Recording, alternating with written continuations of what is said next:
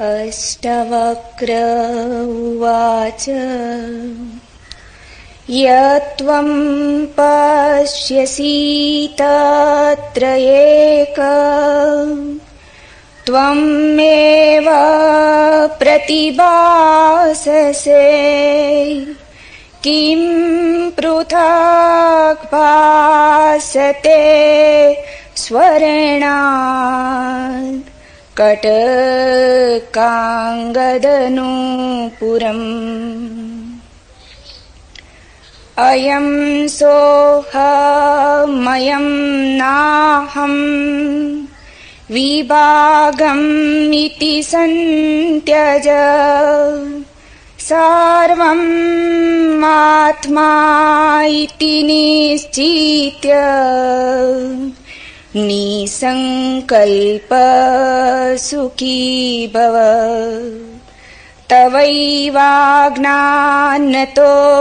विश्वम् त्वमेक परमार्थतः तत्त्वोऽन्यो नास्ति संसारी न संसारी च कश्चन भ्रान्तिमात्रम् इदं विश्वम् न किञ्चिदिति निश्चयी निर्वासन स्फूर्तिमात्रो न किञ्चिदिति शाम्यति एक एव भवाम्बोधौ आसित अस्ति भविष्यति न ते बन्धोऽस्ति मोक्षो वा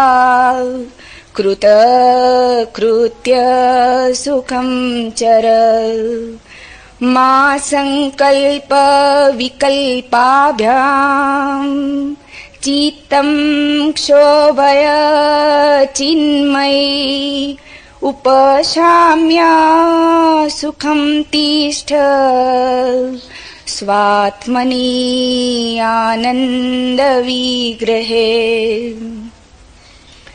त्यज एव ध्यानं सर्वत्रम् मा किञ्चित् हृदि धारय आत्मा त्वं मुक्त एवासि किं विमृश्य करिष्यसि। पहला सूत्र। अष्टवक्र ने कहा, जिसको तू देखता है उसमें एक तू ही भासता है। क्या कंगना, बाजूबंद और नूपुर सोने से भिन्न भासते हैं। यत्वं पश्यसि तत्र एकम त्वम एव प्रतिभासते। जगत जैसे दर्पण है, हम अपने को ही बार बार देख लेते, अपनी ही प्रतिछवि बार बार खोज लेते। जो हम हैं वही हमें दिखाई पड़ जाता है। साधारणतः हम सोचते हैं जो हमें दिखाई पड़ रहा है बाहर। फूल में सौंदर्य दिखा तो सोचते हैं सुंदर होगा फूल। नहीं, सौंदर्य तुम्हारी आंखों में। वही फूल दूसरे को सुंदर ना भी हो, किसी तीसरे को उस फूल में ना सौंदर्य हो ना असौंदर्य हो, कोई तटस्थ भी हो, किसी चौथे को उपेक्षा हो। जो तुम्हारे भीतर है वही झलक जाता। किसी बात में तुम्हें रस आ जाता, रस तुम ही उंडेलते हो। किसी दूसरे को जरूरी नहीं उसी में रस आ जाए। तुम डोल उठते किसी गीत को सुनकर, और किसी दूसरे प्राण की वीणा जरा भी नहीं बजती। मनस्विद, तत्वविद, दार्शनिक सदियों से चेष्टा करते रहे परिभाषा करने की, सौंदर्य की, शिवम की, सत्यम की परिभाषा हो नहीं पाती। पश्चिम के बहुत बड़े विचारक जी मूर ने एक किताब लिखी है, प्रिंसिपिया एथिका।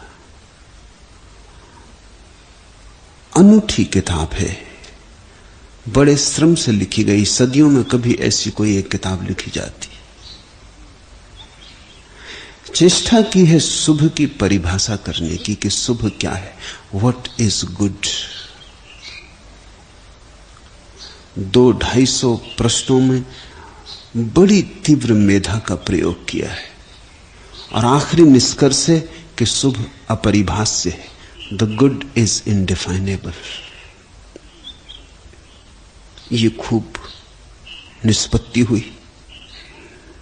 सौंदर्य शास्त्री सदियों से सौंदर्य की परिभाषा करने की चेष्टा करते रहे। सौंदर्य क्या है, क्योंकि परिभाषा ही न हो तो शास्त्र कैसे बने। लेकिन अब तक कोई परिभाषा कर नहीं पाया। पूरब की दृष्टि को समझने की कोशिश करो। पूरब कहता है परिभाषा हो नहीं सकती, क्योंकि व्यक्ति व्यक्ति का सौंदर्य अलग है और व्यक्ति व्यक्ति का शुभ भी अलग है। व्यक्ति वही देख लेता है जो देखने में समर्थ है। व्यक्ति अपने को ही देख लेता है। जिसको तू देखता है उसमें एक तू ही भासता है। कृष्णमूर्ति का आधारभूत विचार है, the observer is the observed. वो जो दृश्य है दृष्टा ही है। पीछे हमने अष्टावक्र के सूत्रों में समझने की कोशिश की कि जो दृश्य है वो दृष्टा कभी नहीं है। अब एक कदम और आगे, इसमें विरोधाभास दिखेगा। किसी ने प्रश्न भी पूछा है कि आप कहते हैं जो दृश्य है वो दृष्टा कभी नहीं, और कृष्णमूर्ति कहते हैं दृश्य दृष्टा ही है। ये दोनों तो बातें विरोधाभासी हैं। कौन सच है? ये बातें विरोधाभासी नहीं है, दो अलग तलों पर है। पहला तल है, पहले ज्ञान की किरण जब फूटती तो वो इसी मार्ग से फूटती है, जानकर कि जो दृश्य है वो मुझसे अलग है। समझने की कोशिश करें।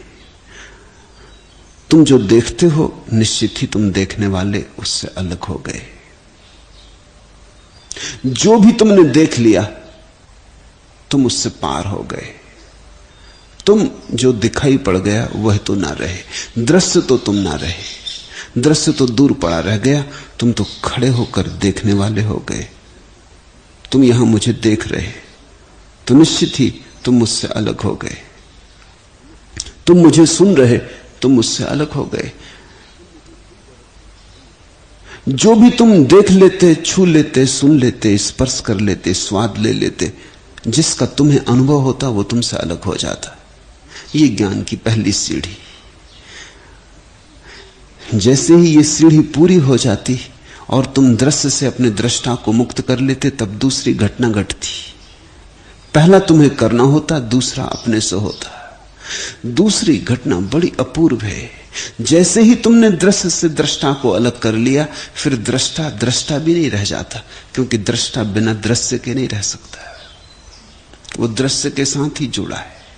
जब दृश्य खो गया तो दृष्टा भी खो गया।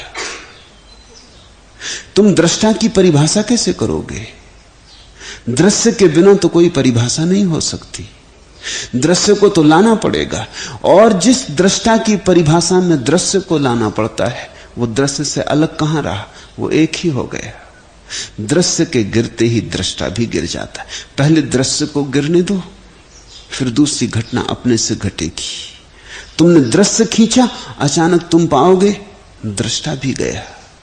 तब तुम्हें कृष्णमूर्ति का दूसरा वचन समझ में आएगा, the observer is the observed. वो जो दृश्य है दृष्टा ही है। और आज के सूत्र में अष्टावक्र भी वही कह रहे हैं। ये सूत्र थोड़ा आगे का है, इसलिए अष्टावक्र क्रम से इसकी तरफ बढ़े। पहले उन्होंने कहा दृश्य से मुक्त कर लो, फिर दृष्टा से तो तुम मुक्त हो ही जाओगे। दृश्य और दृष्टा दोनों एक ही सिक्के के दो पहलू हैं। यत्वम पश्यसि तत्र एका त्वम एव प्रतिभासते। जिसको तू देखता है उसमें एक तू ही भासता है। फिर देखते हैं पूर्णिमा की रात चांद निकला, हजार हजार प्रतिफलन बनते, कहीं झील पर, कहीं सागर के खारे जल में, कहीं सरोवर में, कहीं नदी नाले में, कहीं पानी पोखर में, कहीं थाली में पानी भर के रख दो तो उसमें भी प्रतिबिंब बनता है।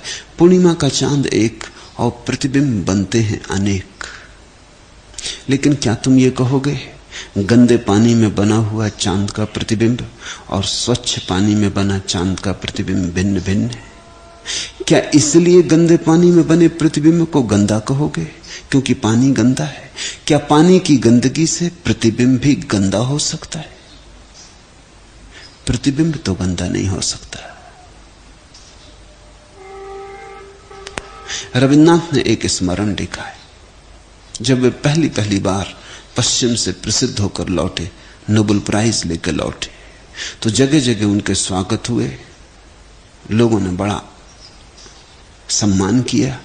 जब वे अपने घर आए तो उनके पड़ोस में एक आदमी था, वो उनके मिलने को आया।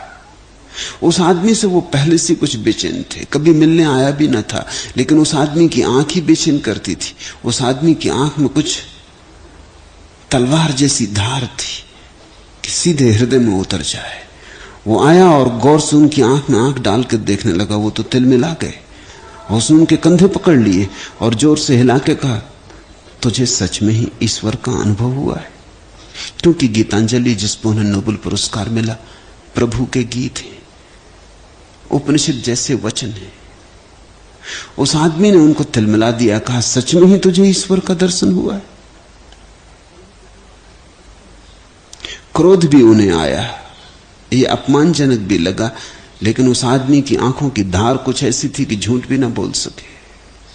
और वो आदमी हंसने लगा और उसकी हंसी और भी गहरे तक घाव कर गई। और वो आदमी कहने लगा, तुझे मुझ में ईश्वर दिखाई पड़ता कि नहीं? ये और मुश्किल बात थी, उसमें तो कतई नहीं दिखाई पड़ता था, और सब में दिखाई पड़ भी जाता।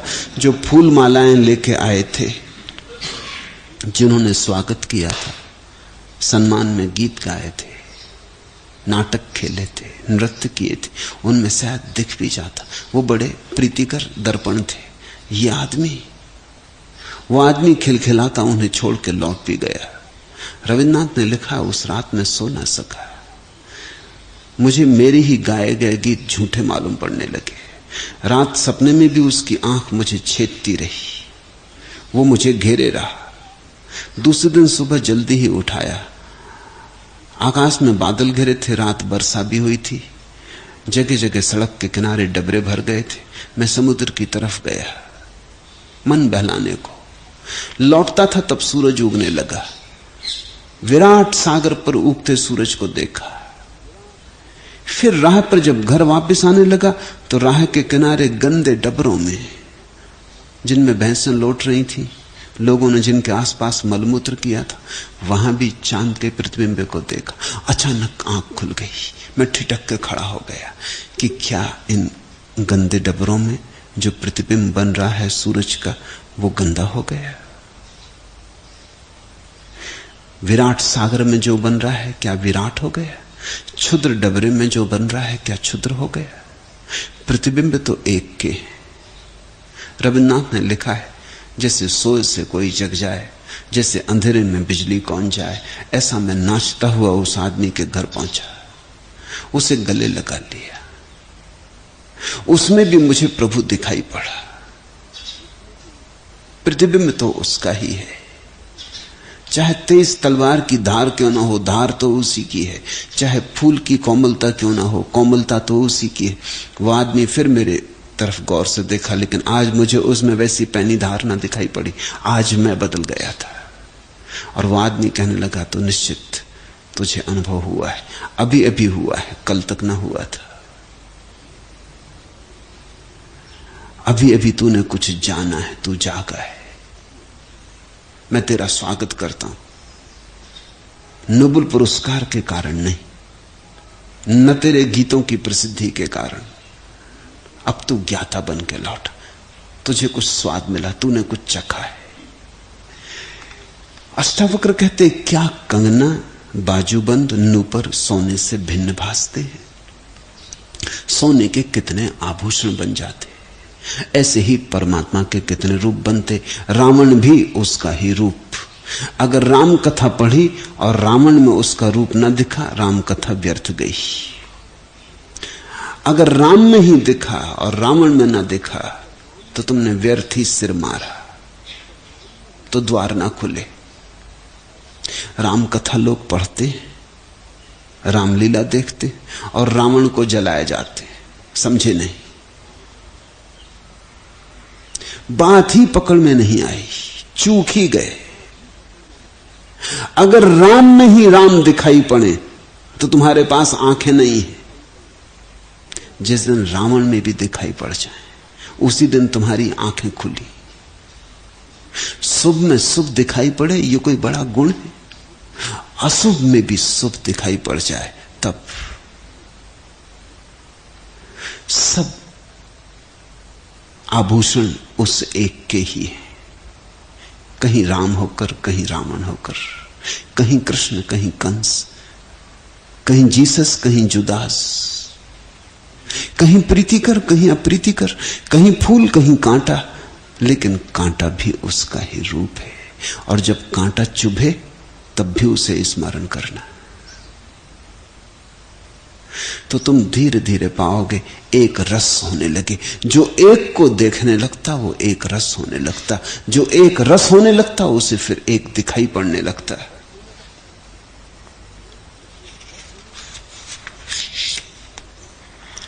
मौन तम के पार से यह कौन तेरे पास आया। मौत में सोए हुए संसार को किसने जगाया। कर गया है कौन फिर भिनसार, वीणा बोलती है। छू गया है कौन मन के तार, वीणा बोलती है। मृदु मिट्टी के बने हुए मधुघट फूटा ही करते हैं। लघु जीवन लेकर आए हैं, प्याले टूटा ही करते हैं। फिर भी मदिरालय के अंदर मधु के घटे मधु प्याले हैं। जो मादकता के मारे हैं वे मधु लूटा ही करते हैं। वह कच्चा पीने वाला है जिसकी ममता घट प्यालों पर। जो सच्चे मधु से जला हुआ कब रोता है, चिल्लाता है। जो बीत गई सो बात गई, छू गया है कौन मन के तार, वीणा बोलती है। वह कच्चा पीने वाला है जिसकी ममता घट प्यालों पर। जिस रूप में जो उलझ गया, आकृति में जो उलझ गया, अरूप को न पहचाना, आकृति अतीत को न पहचाना, वो कच्चा पीने वाला है। जिसने राम में देख लिया, रावण में न देखा, वो पक्षपाती अंधा है। अंधे के पक्षपात होते, आंख वाले के पक्षपात नहीं होते। आंख वाला तो उसे सब जगह देख लेता है, हर जगह देख लेता है। 1857 की गदर में एक नग्न सन्यासी को एक अंग्रेज सैनिक ने छाती में भाला भोंक दिया, भूल से। ये नंगा फकीर गुजरता था, रात का वक्त था, ये अपनी मस्ती में था। सैनिकों के शिविर के पास से गुजरता था, पकड़ लिया गया। लेकिन इसने 15 वर्ष से मौन ले रखा था। ये तो उन्हें पता न था। एक तो नंगा, फिर बोले ना, लगा कि जासूस है, लगा कि कोई उपद्रवी। बोले ना, चुप खड़ा मुस्कुराए, तो और भी क्रोध आ गया। उसने कसम ले रखी थी कि मरते वक्त ही बोलूंगा, बस एक बार। तो जिस अंग्रेज सैनिक ने उसकी छाती में भाला भौंका, भाला के भौंकने पर वो बोला, उसने कहा, तू मुझे धोखा ना दे सकेगा, मैं तुझे अब भी देख रहा हूं। तत्वमसि, और मर गया। वह तू ही है, तू मुझे धोखा ना दे सकेगा। तू हत्यारे के रूप में आया, लेकिन एक बार तुझे पहचान चुका तो अब तू किसी भी रूप में आ, फर्क नहीं पड़ता। उस अपने हत्यारे में भी प्रभु का दर्शन हो सका। मुक्त हो गया ये व्यक्ति, इसी क्षण हो गया। इसकी मृत्यु ना आई, ये तो मोक्ष आया। इस भाले ने इसे मारा नहीं, इस भाले ने इसे जिलाया, शाश्वत जीवन में जगाया। किम पृथक भासते स्वर्णात कंठ कागद नूपुरम। अलग अलग दिखाई पड़ते तुम्हें स्वर्ण के आभूषण, तो फिर तुम अंधे हो। सबके भीतर एक ही सोना है। ऊपर के आकार से क्या भेद पड़ता है? तो दो बातें इस सूत्र में हैं। एक कि जो तुम्हें दिखाई पड़ता है तुम ही हो। सारा जगत दर्पण है और सारे संबंध भी, सारे अनुभव दर्पण है और सारी परिस्थितियां भी। तुम ही अपने को झांक झांक लेते हो अनेक अनेक रूपों में, पहली बात। दूसरी बात, ये जो अनेक अनेक रूप दिखाई पड़ रहे हैं, इन सब के भीतर भी एक ही व्याप्त है। ये अनेक रूप भी बस ऊपर ऊपर अनेक है। जैसे सागर पर लहरें हैं, कितनी लहरें, कितने कितने ढंग की लहरें, छोटी बड़ी विराट, लेकिन सबके भीतर एक ही सागर तरंगित है, एक ही सागर लहराया है। ये सब एक ही सागर के चादर पर पड़ी हुई सलवटें, इनमें जरा भी भेद नहीं है। इनके भीतर जो छिपा है एक है। ये दोनों सूत्र इस एक सूत्र में छिपे हैं, दोनों अद्भुत हैं। तुम जरा जरा रूप को पार करना सीखो, अरूप को खोजो। चेहरे को कम देखो, चेहरे के भीतर जो छिपा हुआ उसे जरा ज्यादा देखो। तन को जरा कम देखो, तन के भीतर जो छिपा उस पर जरा ज्यादा ध्यान दो। शब्द में जो सुनाई पड़ता है उसे जरा कम सुनो, शब्द के भीतर जो शून्य का भिनसार है, वो जो वीणा शून्य की बज रही, उसे सुनो। ऐसे अगर तुम शांत होते गए, शांत हो ही जाओगे, क्योंकि अशांति है अनेक के कारण, अशांति अनेक की छाया है। जब एक दिखाई पड़ने लगता तो अशांत होने की सुविधा नहीं रह जाती। एक ही है तो अशांति कैसी? और जब तुम ही हो सब तरफ झलकते, कोई दूसरा नहीं, तो भय किसका? जन्म भी तुम ही हो, मृत्यु भी तुम ही, सुख भी तुम ही हो, दुख भी तुम ही, फिर भय किसका? फिर सर्व स्वीकार है।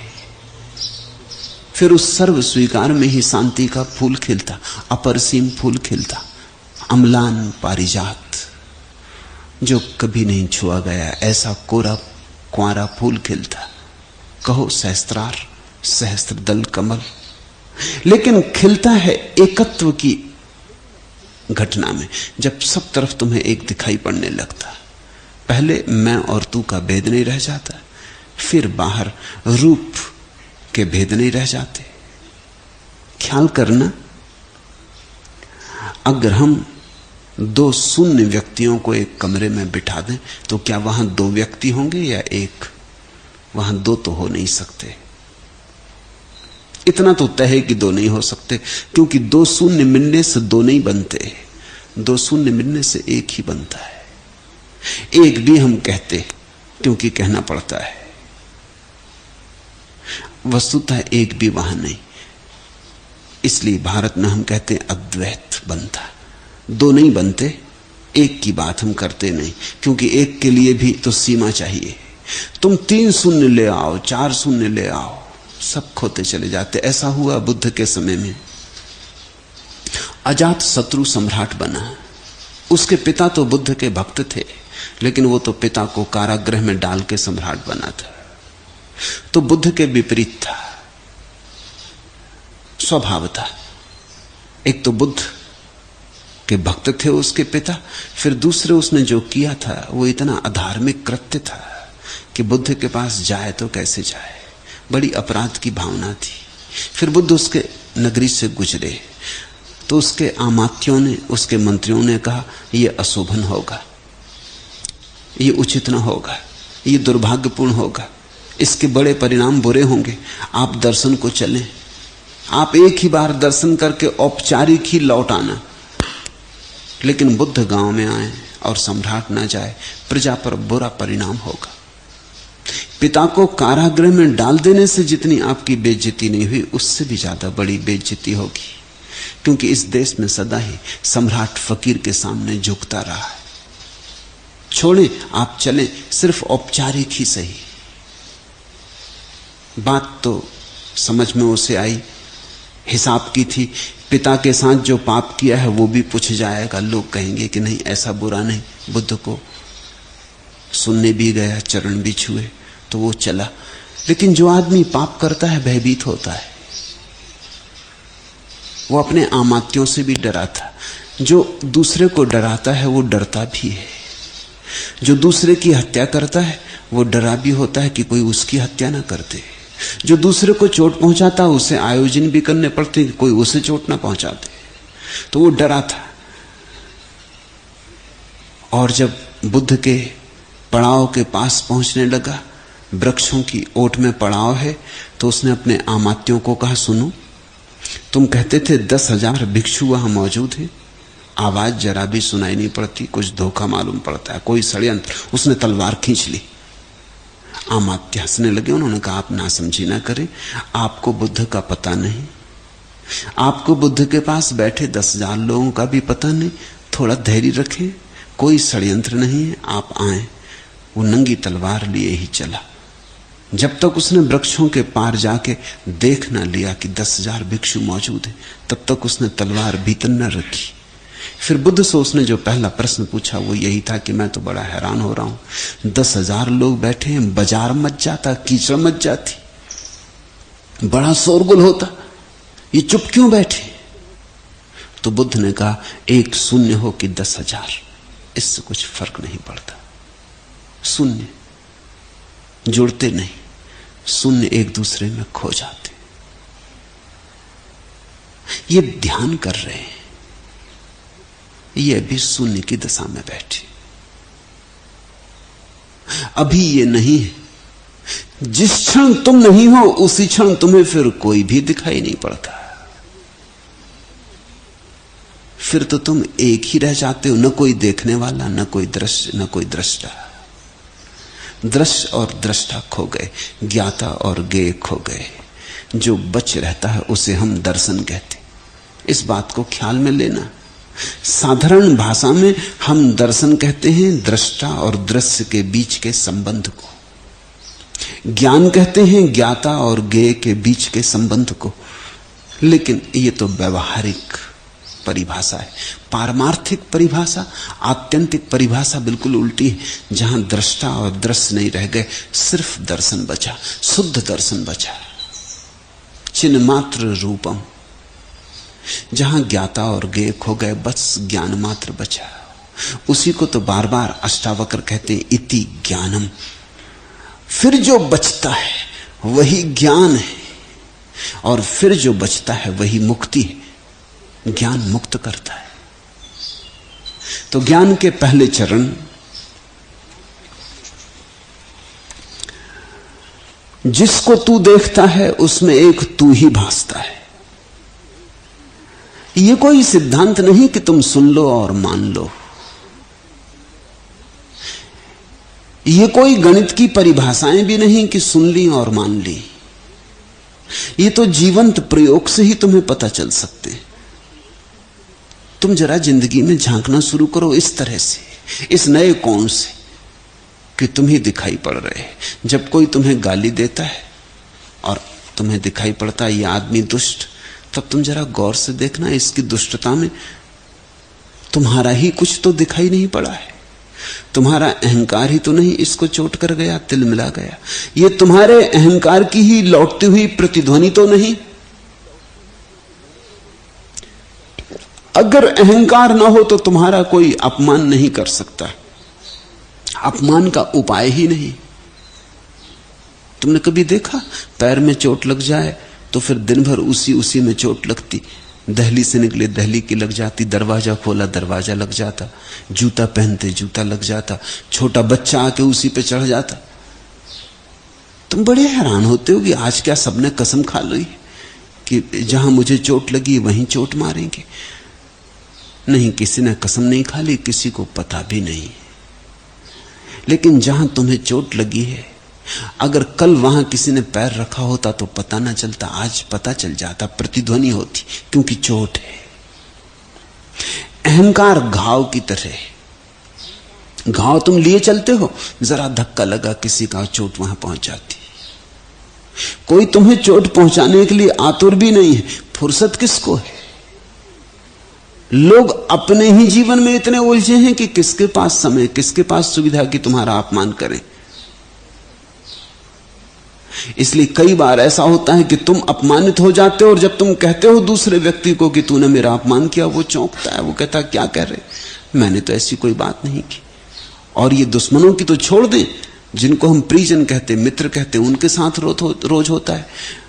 पति कुछ कहता है, पत्नी कुछ सुन लेती, और पति लाख समझाया कि ये मैंने कहा नहीं, तो वो कहती है बदलो मत, यही तुमने कहा है। पत्नी कुछ कहती, पति कुछ अर्थ लगा लेता है। अर्थ तुम अपने भीतर से लगाते हो, जो सुनते हो वही नहीं सुनते हो। फिर जहां चोट लगी हो वहां चोट पहुंचती, लेकिन तुम्हारी चोट के कारण ही ऐसा होता है। एक छोटा बच्चा डॉक्टर से अपने हाथ में हुए फोड़े का ऑपरेशन कराने गया था। ऑपरेशन करके जब वो पट्टी बांधने लगा तो बाएं हाथ को ऑपरेशन किया था, उसने बायां हाथ पीछे छिपा लिया और दायां हाथ आगे कर दिया। उसने कहा पट्टी इस पे बांधे। डॉक्टर ने कहा तू पागल हुआ बेटे, स्कूल में जाएगा चोट लग जाएगी, ये पट्टी तो चोट से बचाने के लिए ही बांध रहा हूं। कहा आप स्कूल के बच्चों को नहीं जानते, जहां पट्टी बंधी हो वहीं चोट मारते। आप पट्टी इस हाथ पे बांध दो, उनका उस पर ध्यान ही ना जाएगा। वो बच्चा भी ठीक कह रहा है, थोड़े से अनुभव से कह रहा है, क्योंकि जहां पट्टी बंधी हो वहीं चोट लगती, मारता कोई ऐसी बात नहीं। तो कहता दूसरे हाथ में बांधो, चोट इसमें लगती रहेगी और जिसमें चोट है वो बचा रहेगा। तुमने जीवन में गौर से देखोगे तो तुम पाओगे यही हो रहा, यही होता है। जो तुम्हें दिखाई पड़ता है वो तुम्हारी छाया, तुम अपने को ही देख के उलझ जाते हो। और ध्यान रखना कि बाहर ये जो इतने अनेक अनेक रूप दिखाई पड़ रहे हैं, एक ही समुद्र में, एक ही चैतन्य के सागर में अलग अलग लहरें। तुम भी एक लहर हो और ये भी सब लहरें हैं, और जो लहराया है वो लहरों के भीतर छिपा है, वो सभी का आधार है।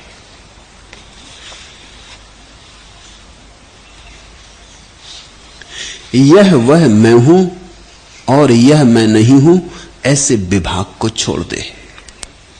सब आत्मा है ऐसा निश्चय करके तू संकल्प रहित होके सुखी हो। यह मैं हूं वह मैं हूं, यह मैं नहीं हूं वह मैं नहीं हूं, ऐसे विभाग को छोड़ दे। हम जीवन भर विभाग ही बनाते। हमारे जीवन भर की अथक चेष्टा यही होती कि हम ठीक ठीक परिभाषा कर दें कि मैं कौन। मेरे पास लोग आते हैं, वो कहते हैं हमें ये पता नहीं कि हम कौन हैं, कोई रास्ता बताएं कि हम जान लें कि हम कौन हैं। क्या जानना चाहते हो तुम? एक परिभाषा चाहते हो, सीमा चाहते हो, जिसके भीतर तुम कह सको यह मैं हूं। यही हम कोशिश भी कर रहे हैं, सांसारिक ढंग से या धार्मिक ढंग से। हमारी चेष्टा एक ही है कि साफ साफ प्रकट हो जाए कि मैं कौन। तुम देखे जरा किसी को धक्का लग जाए, वो खड़े हो कहता आपको मालूम नहीं कि मैं कौन। वो क्या कह रहा है? वो ये कह रहा धक्का मार रहे हो, पता नहीं मैं कौन हूं। महंगा पड़ेगा ये धक्का, मुश्किल में पड़ जाओगे, क्षमा मांग लो। उसे भी पता नहीं कि वह कौन है। किसको पता है? नहीं पता है, इसलिए झूठे झूठे हमने लेबल लगा रखे। कोई कहता मैं हिंदू, ये भी कोई होना हुआ। पैदा हुए थे तो हिंदू की तरह पैदा न हुए थे। गीता साथ लेकर आए न थे, न कुरान लेकर आए थे, न बाइबल लेकर आए थे, खाली हाथ चले आए थे। सिर पर भी कुछ लिखा न था कि हिंदू हो कि मुसलमान हो कि ईसाई हो, बिल्कुल खाली निपट कोरे कागज की तरह आए थे। किसी और ने लिख दिया है कि हिंदू हो, किसी और ने लिख दिया कि मुसलमान हो। किसी ने किताब खराब कर दी है तुम्हारी।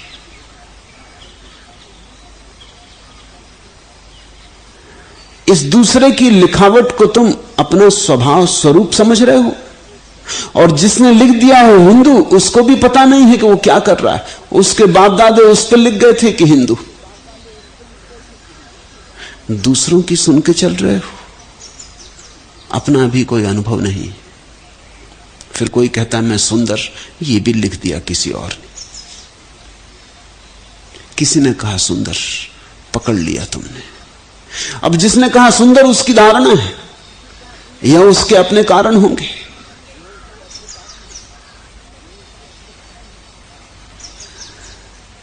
दुनिया में सौंदर्य की अलग अलग धारणाएं हैं। चीन में एक तरह का चेहरा सुंदर समझा जाता है, हिंदुस्तान में कोई वैसे चेहरे को सुंदर ना समझेगा। अफ्रीका में दूसरे ढंग का चेहरा सुंदर समझा जाता, वैसे चेहरे को अमेरिका में कोई सुंदर ना समझेगा। और जिसको इंग्लैंड में सुंदर समझते हो, अफ्रीका में लोग उसको बीमार समझते हैं कि ये क्या पीला सा पड़ गया आदमी, पीत मुख कहते। ये भी कोई बात हुई? ये कोई सौंदर्य हुआ? जरा सी धूप नहीं सह सकता, ये कोई स्वास्थ्य हुआ? सौंदर्य की बड़ी अलग धारणाएं। कौन सुंदर है? किसकी धारणा सच है? कौन कुरूप है? फिर तुम भी देखते होगे, तुम्हारा कोई मित्र किसी के प्रेम में पड़ जाता, तुम सिर ठोक लेते कि किस औरत के पीछे दीवाने। वहां कुछ भी नहीं रखा, लेकिन वो दीवाना है। वो कहता है मिल गई मुझे मेरे हृदय की सुंदरी, जिसकी तलाश थी जन्मों जन्मों से, उसका मिलन हो गया। हम दूसरे एक दूसरे के लिए ही बने। अब तो जोड़ बैठ गया, अब मुझे कोई खोज नहीं करनी, आ गया पड़ाव अंतिम। तुम हैरान होते हो कि तुम्हारी बुद्धि खो गई, पागल हो गए। कुछ तो अकल से काम लो, कहां की साधारण स्त्री को पकड़ बैठे हो। लेकिन तुम समझ नहीं पा रहे, जो तुम्हें सुंदर दिखाई पड़े वो दूसरे को सुंदर हो यह आवश्यक तो नहीं। कोई तुम्हें सुंदर कह जाता, कोई तुम्हें बुद्धिमान कह जाता, और हर मां बाप अपने बेटे को समझता है कि ऐसा बेटा कभी दुनिया में हुआ नहीं। तो भ्रम पैदा हो जाता है। बेटा अकल से भर के घर के बाहर आता है और दुनिया में पता चलता है यहां कोई फिक्र नहीं करता तुम्हारी। बड़ी पीड़ा होती। हर मां बाप समझता है कि बस परमात्मा ने जो बेटा उनके घर पैदा किया ऐसा कभी हुआ ही नहीं, अद्वितीय। तुम देखो जरा, मां बापों की बातें सुनो, सब अपने बेटे बच्चों की चर्चा में लगे हैं, बता रहे हैं, प्रशंसा कर रहे हैं। अगर वे निंदा भी कर रहे हो तो तुम गौर से सुनना, उसमें प्रशंसा का स्वर होगा कि मेरा बेटा बड़ा शैतान है। तब भी तुम देखना कि रस आ रहा उन्हें बताने में कि बड़ा शैतान है, कोई साधारण बेटा नहीं, बड़ा उपद्रवी। उसमें भी अस्मिता तृप्त हो रही। तो कुछ माँ बाप दे जाते, कुछ स्कूल, पढ़ाई लिखाई, कॉलेज, सर्टिफिकेट इनसे मिल जाता, कुछ समाज से मिल जाता। इस सब से तुम अपनी परिभाषा बना लेते कि मैं ये हूं। फिर कुछ जीवन के अनुभव से मिलता है। शरीर के साथ पैदा हम हुए, जब आंख खोली तो हमने अपने को शरीर में ही पाया, तो स्वभावतः हम सोचते हैं मैं शरीर हूं। फिर जैसे जैसे बोध थोड़ा बढ़ा, बोध के बढ़ने का मतलब है मन पैदा हुआ, वैसे वैसे हमने पाया अपने को मन में, तो हम कहते हैं मैं मन हूं। ये कोई भी हम नहीं है। हमारा होना इन किन्हीं परिभाषाओं में चुकता नहीं। हम मुक्त आकाश की भांति हैं जिसकी कोई सीमा नहीं। तो दूसरा सूत्र है, यह वह मैं हूं और यह मैं नहीं हूं, ऐसे विभाग को छोड़ दे। विभाग ही भटका रहा है, अविभाग चाहिए। अयम सो अहम मयम नाहम विभाग मिथि संत्यज। सर्वमात्मेति निश्चित्य निसंकल्पा सुखी भव। इन सबको सम्यक रूपेण त्याग कर दे। संत्यज, संत्यज शब्द बड़ा महत्वपूर्ण। सिर्फ त्याग नहीं, सम्यक त्याग। क्योंकि त्याग तो कभी कभी कोई हट में भी कर देता है, जिद में भी कर देता है, कभी कभी तो अहंकार में भी कर देता है। तुम जाते हो ना किसी के पास दान लेने, तो पहले उसके अहंकार को खूब फुसलाते हो कि आप महादानी, आपके बिना क्या संसार में धर्म रहेगा। खूब हवा भरते हो। जब देखते हो कि फुग्गा काफी फैल गया, तब तुम बताते हो कि एक मंदिर बन रहा है, अब आपकी सहायता की जरूरत है। वो जो आदमी 1 रुपया देता शायद 100 रुपये दे, तुमने खूब फुला दिया। लेकिन दान आ रहा है, वो सम्यक त्याग नहीं है, वो तो अहंकार का हिस्सा है। अहंकार से कहीं सम्यक त्याग हो सकता। मैंने सुना है कि एक राजनीतिज्ञ अफ्रीका के एक जंगल में शिकार खेलने गया और पकड़ लिया गया। जिनने पकड़ लिया वो थे नरभक्षी कबीले के लोग। वे जल्दी उत्सुक थे उसको खा जाने को, कढ़ाई चढ़ा दिए गए। लेकिन वो जो उनका प्रधान था, वो उसकी खूब प्रशंसा कर रहा है। और देर हुई जा रही, डोल बजने लगे और लोग तैयार हैं कि भोजन का मौका आया जा रहा है। और ऐसा सुस्वादु भोजन बहुत दिन से मिला नहीं था। देर होने लगी तो एक ने आके कहा अपने प्रधान को कि इतनी देर क्यों करवा रहे हो। उनका तुम ठहरो, ये राजनीतिज्ञ मैं जानता हूं, पहले इसको फुला लेने दो, जरा इसकी प्रशंसा कर लेने दो। जरा फूल के कुप्पा हो जाए तो ज्यादा लोगों का पेट भरेगा, नहीं तो ऐसे दुबला पतला है। ठहरो थोड़ा, मैं जानता हूं राजनीतिज्ञ को, पहले उसके दिमाग को खूब फुला दो। तुम्हारा अहंकार कभी कभी त्याग के लिए भी तैयार हो जाता। तुमने देखा ना, कभी अगर त्यागी की शोभा यात्रा निकलती, कि जैन मुनि आए, शोभा यात्रा निकल रही, राह के किनारे खड़े होकर तुम्हें भी देख के कभी मन में उठता है ऐसा सौभाग्य अपना कब होगा जब अपनी भी शोभा यात्रा निकले। एक दफा मन में सपना उठता है कि हम भी इसी तरह सब छोड़ छाड़ के, रखा भी क्या है संसार में, शोभा यात्रा निकलवा लें। लोग उपवास कर लेते 8-8, 10-10 दिन के, क्योंकि 10 दिन के उपवास के बाद प्रशंसा होती, सम्मान मिलता। मित्र परिजन पड़ोसी पूछने आते, सुख दुख सेवा के लिए आते, बड़ा काम कर लिया। छोटे छोटे बच्चे भी अगर घर में उपवास की महिमा हो तो उपवास करने को तैयार हो जाते, सम्मान मिलता है। अगर अहंकार को सम्मान मिल रहा हो तो त्याग संत्याग नहीं है, फिर वही पुराना रोग जारी है, कोई क्रांति नहीं घटती। क्रांति के लिए भी हमारे पास 2 शब्द हैं, क्रांति और संक्रांति। तो जो क्रांति जबरदस्ती हो जाए, किसी मूर्खतावश हो जाए, आग्रह पूर्वक हठ पूर्वक हो जाए, वो क्रांति। लेकिन जब कोई क्रांति जीवन के बोध से निकलती तो संक्रांति, सहज निकलती तो संक्रांति। संत्यज का अर्थ होता सम्यक रूपेण बोध पूर्वक छोड़ दो। किसी कारण से मत छोड़ो, व्यर्थ है इसलिए छोड़ दो। धन को इसलिए मत छोड़ो कि धन छोड़ने से गौरव मिलेगा, त्यागी की महिमा होगी, या स्वर्ग मिलेगा या पुण्य मिलेगा, और पुण्य को भंजा लेंगे भविष्य में। तो फिर सम्यक त्याग ना हुआ, असम्यक हो गया। इसलिए छोड़ दो कि देख लिया कुछ भी नहीं है। तुम एक पत्थर लिए चलते थे सोच के कि हीरा है, फिर मिल गया कोई पारखी, उसने कहा पागल हो, ये पत्थर है, हीरा नहीं। एक जौहरी मरा,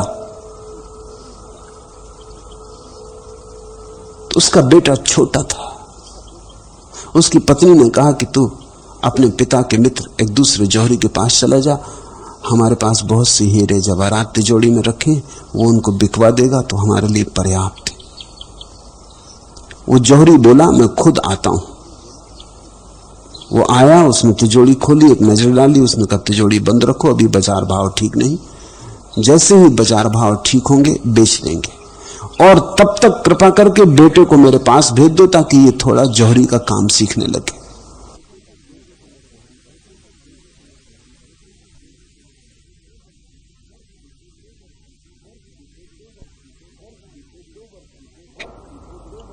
वर्ष बीते, 2 वर्ष बीते, बार बार स्त्री ने पूछवाया कि बाजार भाव कब ठीक होंगे। उसने कहा जरा ठहरो।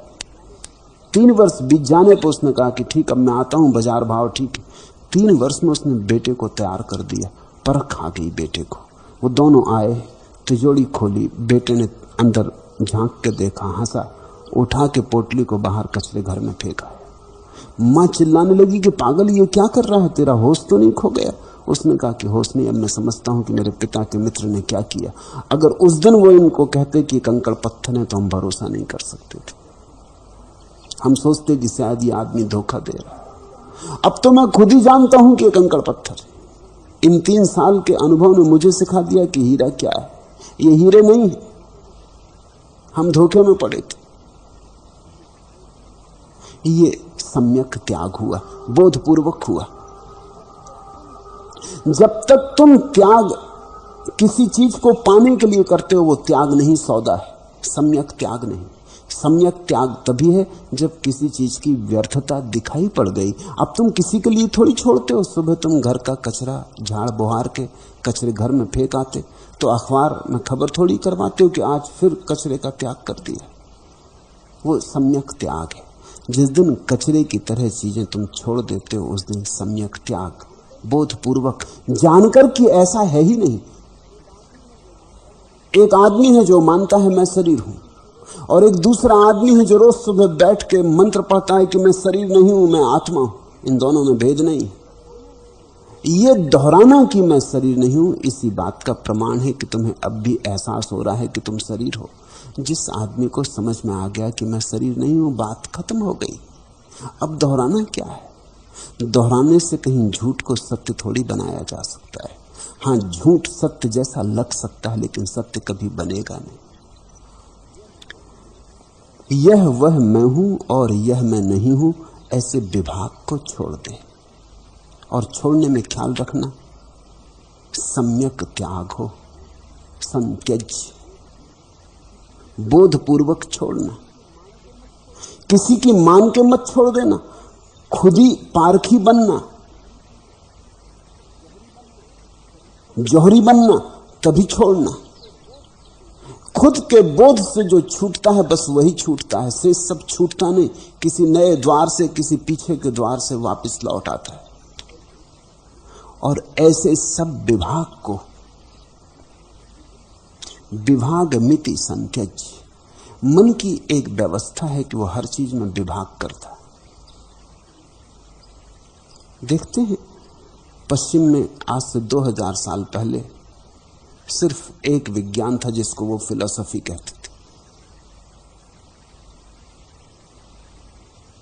फिर विभाग हुए, फिर साइंस अलग टूटी, फिलॉसफी और साइंस अलग हो गई।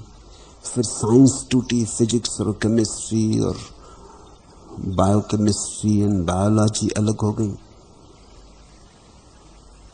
मेडिकल साइंस अलग हो गई, इंजीनियरिंग अलग हो गई। फिर उनमें भी टूट होने लगी। तो ऑर्गेनिक केमिस्ट्री, इनऑर्गेनिक केमिस्ट्री अलग हो गई। फिर मेडिकल साइंस 1000 टुकड़ों में टूट गई। जल्दी ही ऐसा वक्त आ जाएगा कि बाईं आंख का डॉक्टर अलग, दाईं आंख का डॉक्टर अलग, विभाजन होते चले जाते। हर चीज का स्पेशलाइजेशन हो जाता। फिर उसमें भी शाखाएं प्रशाखाएं निकल आती। वो पुराने दिन गए जब तुम किसी डॉक्टर के पास चले जाते हो, कोई भी बीमारी हो तो वो तुम्हें सहायता दे देता। वो पुराने दिन गए। अब पूरे आदमी का डॉक्टर कोई भी नहीं। अब तो खंड खंड के डॉक्टर हैं। कान खराब तो एक डॉक्टर, आंख खराब तो दूसरा डॉक्टर, गला खराब तो तीसरा, पेट में कुछ खराबी तो चौथा। और मजा ये है कि तुम एक हो, तुम्हारी आंख, गला, पेट सब जुड़ा है और डॉक्टर सब अलग है। इसलिए कभी कभी ऐसा हो जाता, पेट का इलाज करवा के आ गए, आंख खराब हो गई, आंख ठीक करवानी, कान बिगड़ गए, कान ठीक हो गए, टांसिल में खराबी आ गई, टांसिल निकलवा लिए, अपेंडिक्स खड़ी हो गई। जो लोग आज चिकित्सा शास्त्र पर गहरा विचार करते हैं वो कहते हैं तो बड़ा खतरा हो गया। आदमी इकट्ठा है तो चिकित्सा शास्त्र भी इकट्ठा होना चाहिए। ये तो खंडों का इलाज हो रहा है और एक खंड वाले को दूसरे खंडों का कोई पता नहीं। तो एक खंड वाला जो कर रहा है उसके क्या परिणाम दूसरे खंड पर होंगे, इससे कुछ संबंध नहीं रह गया। पूरे को जानने वाला कोई बचा नहीं। अब बीमारियों का इलाज हो रहा है, बीमार की कोई चिंता ही नहीं कर रहा है। व्यक्ति की कोई पकड़ नहीं रह गई, अखंड व्यक्ति की, खंड खंड, और ये खंड बढ़ते जाते और इनके बीच कोई जोड़ नहीं है। फिजिक्स एक तरफ जा रही, केमिस्ट्री दूसरी तरफ जा रही, और दोनों के जो आत्यंतिक परिणाम है उनका संश्लेषण करने वाला भी कोई नहीं, सिंथेसिस करने वाला भी कोई नहीं। कोई नहीं जानता कि सब विज्ञानों का अंतिम जोड़ क्या है, जोड़ का पता ही नहीं। सब अपनी अपनी शाखा प्रशाखा पे चलते जाते, उसमें से और नई फुनगियां निकलती आती, उन पे चलते चले जाते। छोटी सी चीज को जानने में पूरा जीवन व्यतीत हो रहा है और समग्र चूका जा रहा है। धर्म की यात्रा बिल्कुल विपरीत है। धर्म और विज्ञान में यही फर्क है। विज्ञान खंड करता, खंडों के उपखंड करता, उपखंडों के भी उपखंड करता और खंड करता चला जाता।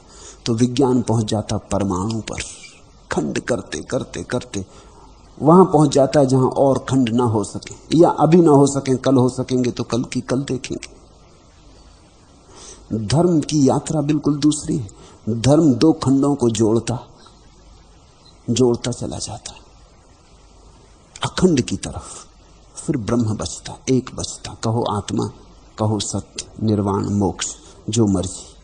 ऐसा समझो कि विज्ञान चढ़ता है वृक्ष की पीड़ से और विभाजन हो जाते, शाखाएं प्रशाखाएं, पत्तों पत्तों पर, डाल डाल, पात पात फैल जाता है। एक पत्ते पर बैठे वैज्ञानिक को दूसरे पत्ते पर बैठे वैज्ञानिक का कोई भी पता नहीं है, भी दूसरा इसका भी पता नहीं, क्या कह रहा है ये भी कुछ पता नहीं। धर्म चलता दूसरी यात्रा पर, पत्तों से प्रशाखाएं, प्रशाखाओं से शाखाएं, शाखाओं से पिंड की तरफ, एक की तरफ। विज्ञान पहुंचता क्षुद्र पर, धर्म पहुंचता विराट पर। विज्ञान पहुंच जाता अनेक पर, धर्म पहुंच जाता एक पर। इसलिए सूत्र को ख्याल रखना, विभागमिति संतज, तू विभाग करना छोड़, तू बांटना छोड़, तू उसे देख जो अविभाजित खड़ा है, अविभाज्य को देख, उस एक को देख जिसके सब रूप हैं। तू रूपों में मत उलझ।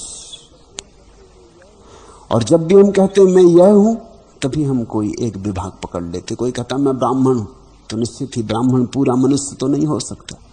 कोई कहता मैं शूद्र हूं, तो वो भी पूरा मनुष्य नहीं हो सकता। जिसने कहा मैं ब्राह्मण हूं, उसने शूद्र को वर्जित किया, उसने अखंडता तोड़ी। जिसने कहा मैं शूद्र हूं, उसने ब्राह्मण को वर्जित किया, उसने भी अखंडता तोड़ी। जिसने कहा मैं हिंदू हूं, वो मुसलमान तो नहीं है, निश्चित ही नहीं, तो क्यों कहता कि हिंदू। और जिसने कहा मैं मुसलमान हूं, वो भी टूटा, ईसाई भी टूटा। ऐसे हम टूटते चले जाते।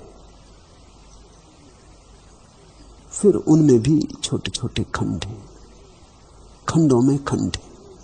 आदमी ऐसा बढ़ता चला जाता। तुम जब भी कहते हो यह मैं हूं, तभी तुम एक छोटा सा घेरा बना लेते हो। सच तो यह है कि यह कहना कि मैं मनुष्य हूं, यह भी छोटा घेरा है। मनुष्य की हैसियत क्या है, संख्या कितनी है इस छोटी सी पृथ्वी पर है, और ये विराट फैलाव है, इसमें मनुष्य है क्या, कण मात्र। क्यों तुम मनुष्य से जोड़ते अपने को? क्यों नहीं कहते मैं जीवन हूं?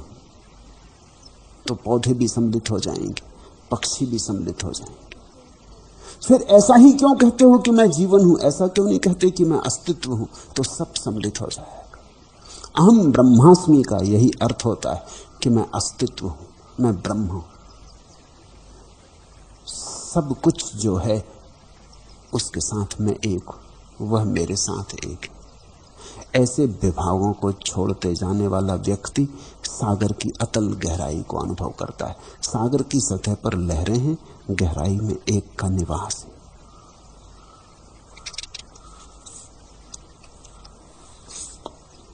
चट जग जाता हूं, चिराग को जलाता हूं, हो सजग तुम्हें मैं देख पाता हूं कि बैठे हो, पास नहीं आते हो, पुकार मचवाते हो, तकसीर बतलाओ क्यों ये बदन उमेठे हो, दरस दीवाना जिसे नाम का ही बाना, उसे शरण बिलोकते भी देव देव ऐंठे हो। सींचों में घूमता हूं, चरणों को चूमता हूं, सोचता हूं मेरे इष्ट देव पास बैठे हो। पास कहना भी ठीक नहीं, क्योंकि पास में भी दूरी आ गई।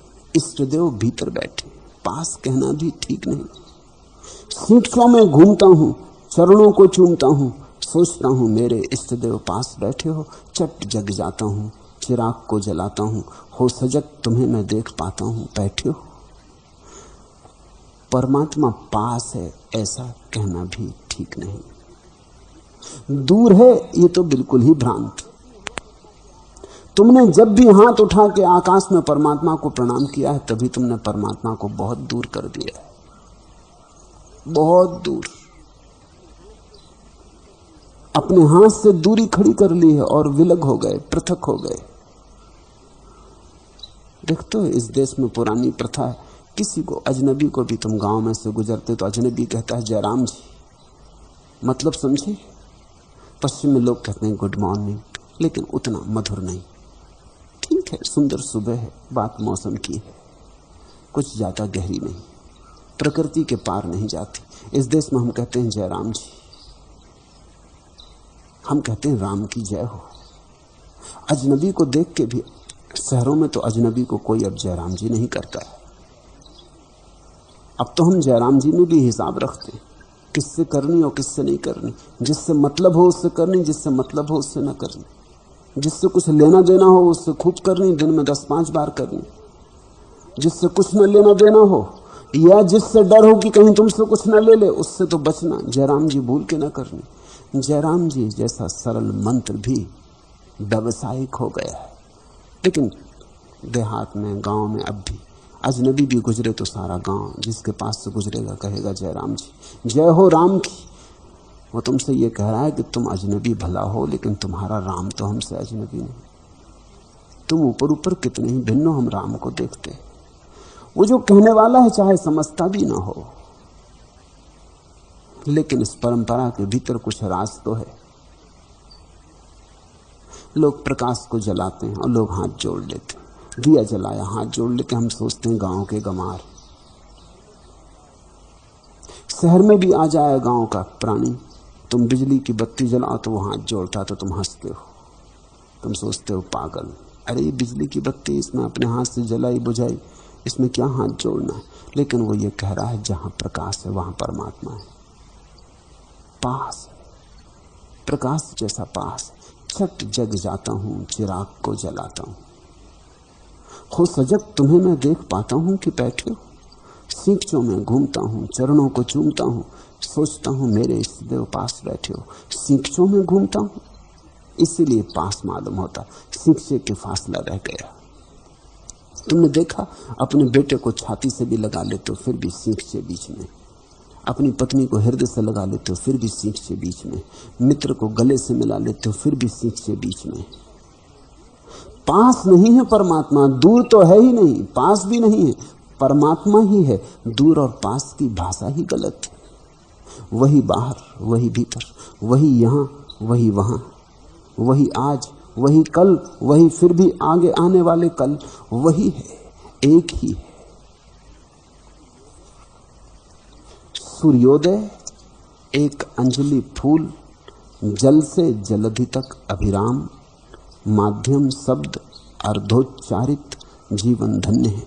आभार फिर आभार, इस अपरिमित में अपरिमित शांति की अनुभूति, अक्षम प्यार का आभास, समर्पित मत हो त्वचा को, स्पर्श गहरे मात्र, इससे भी श्रेष्ठतर मूर्धन्य सुख, जल बेड़ियों के ऊपर कहीं कहीं गहरे ठहर कर आधार मूलाधार, जीवन हर नए दिन की निकटता, आत्मा विस्तार, सूर्योदय एक अंजलि फूल, जल से जलधि तक अभिराम, एक ही फैला है। छोटी सी बूंद में भी वही, बड़े से सागर में भी वही, छोटे से दिए में भी वही, बड़े से सूरज में भी वही,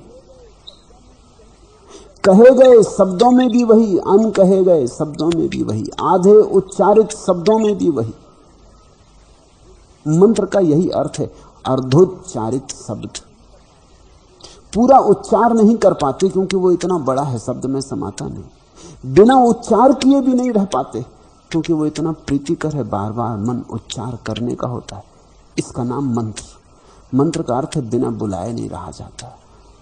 हालांकि शब्दों से तुम्हें बुलाया भी नहीं जाता, अपनी असमर्थता है। इसलिए मंत्र माध्यम शब्द अर्धोच्चारित, जीवन धन्य है। आभार, फिर आभार। एक को देखो तो आभार ही आभार फैल जाएगा, अनेक को देखो तो अशांति ही अशांति। तुम धार्मिक आदमी की कसौटी ये बना लो, जिस आदमी के जीवन में आभार हो वह आदमी धार्मिक, जिसके जीवन में शिकायत हो वो अधार्मिक। तब तुम जरा मुश्किल में पड़ोगे। अगर मंदिर में जाकर खड़े होकर देखोगे आते आराधकों को, तो अधिक को तो तुम शिकायत करते पाओगे। धन्यवाद देने तो शायद ही कोई आता है। कोई कहता है बच्चे को नौकरी नहीं लगी, कोई कहता है पत्नी बीमार है, कोई कहता है कि बेईमान तो बढ़े जा रहे हैं, हम ईमानदारों का क्या। तुम जरा लोगों के भीतर झांक कर देखना, सब शिकायत करते चले आ रहे हैं, सब मांगते चले आ रहे हैं। और ये अधार्मिक आदमी का लक्षण है। असंतोष, शिकायत, मांग अधार्मिक आदमी का लक्षण है। स्वभावतः अधार्मिक अशांत भी होगा। आभार ही आभार, फिर आभार। तुम्हें जितना मिला है, तुम्हें प्रतिपल इतना मिल रहा है। द्वार द्वार, रंध्र रंध्र से फूटकर इतना प्रकाश आ रहा, सब तरफ से परमात्मा ने तुम्हें घेरा है। और क्या चाहते हो? सूरज की किरणें उसे लाती, हवाओं के झोंके उसे लाते, फूलों की गंध उसे लाती, पक्षियों की पुकार उसे लाती। सब तरफ से उसने तुम्हें घेरा है, सब तरफ से तुम पे बरस रहा है, सब तरफ से वही तुम्हें स्पर्श कर रहा है। जीवन धन्य है। आभार, फिर आभार। इस आभार को ही मैं प्रार्थना कहता हूं। प्रार्थना शब्द अच्छा नहीं, उसमें मांगने का भाव है। शायद लोग मांगते रहे, इसलिए हमने धीरे धीरे प्रभु की आराधना को प्रार्थना कहना शुरू कर दिया, क्योंकि प्रार्थी वहां पहुंचते, मांगने वाले भिखमंगे वहां पहुंचते। प्रभु की प्रार्थना वस्तुतः धन्यवाद है। इतना दिया है, अकारण दिया है। इस अपरिमित में अपरिमित शांति की अनुभूति।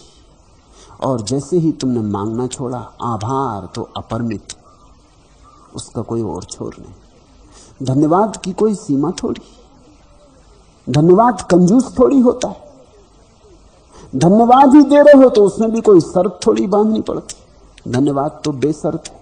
अपरिमित शांति की अनुभूति, अक्षय प्यार का आभास। और तुमने आभार दिया और उधर परमात्मा का प्यार तुम्हें अनुभव होना शुरू हुआ।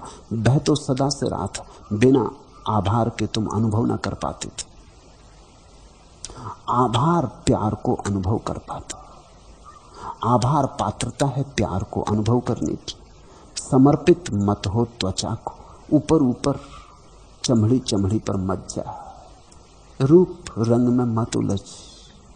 स्पर्श कर गहरा, स्पर्श गहरे मात्र, इससे भी श्रेष्ठतर मूर्धन्य सुख, जल बेड़ियों से कहीं ऊपर। ये जो त्वचा का सुख है, ये जो ऊपर ऊपर थोड़ी सी सुख की अनुभूति मिल रही, इसमें उलझ मत जा। ये तो खिलौना है, ये तो केवल खबर है कि और पीछे छिपा है, और गहरा छिपा है। ये तो कंकड़ पत्थर हैं, हीरे जल्दी आने को हैं। इन कंकड़ पत्थरों में भी थोड़ी सी आभास, थोड़ी सी झलक है। तो उस पूर्ण सुख का तो क्या कहना अगर तू बढ़ा जाए, चला जाए, कहीं गहरे ठहर कर आधार मूलाधार, गहरे उतर, त्वचा पर मत ठहर, परिधि पर मत रुक, केंद्र की तरफ चल। जीवन हर नए दिन की निकटता, आत्मा विस्तार, और इस विस्तार को अनुभव कर लेना, ब्रह्म को अनुभव कर लेना। ब्रह्म शब्द का अर्थ ही विस्तार होता है, जो फैला हुआ, विस्तीर्ण, जो फैलता ही चला जाता। अल्बर्ट आइंस्टीन ने तो अभी इस सदी में आके ये कहा कि विश्व फैलता चला जाता है, एक्सपेंडिंग यूनिवर्स। इसके पहले सिर्फ हिंदुओं को यह बोध था, किसी को यह बोध नहीं रहा। सारे जगत के दर्शन शास्त्र, सारे जगत के धर्मों ने ऐसा ही मान के चले हैं कि विश्व जैसा है वैसा ही है। बड़ा कैसे होगा, और बड़ा है लेकिन और बड़ा कैसे होगा, पूर्ण है तो और पूर्ण कैसे होगा। अपनी जगह अल्बर्ट आइंस्टीन ने इस सदी में घोषणा की कि जगत रुका नहीं है, बढ़ रहा है, फैल रहा है, फैलता चला जा रहा है, अनंत गति से फैलता चला जा रहा है, बढ़ता ही जा रहा है। हिंदुओं के ब्रह्म शब्द में वो बात है। ब्रह्म का अर्थ है जो फैलता चला जाता, विस्तीर्ण होता चला जाता, जिस पर कभी कोई सीमा नहीं आती, जिसके फैलाव का कोई अंत नहीं, अंतहीन फैलाव।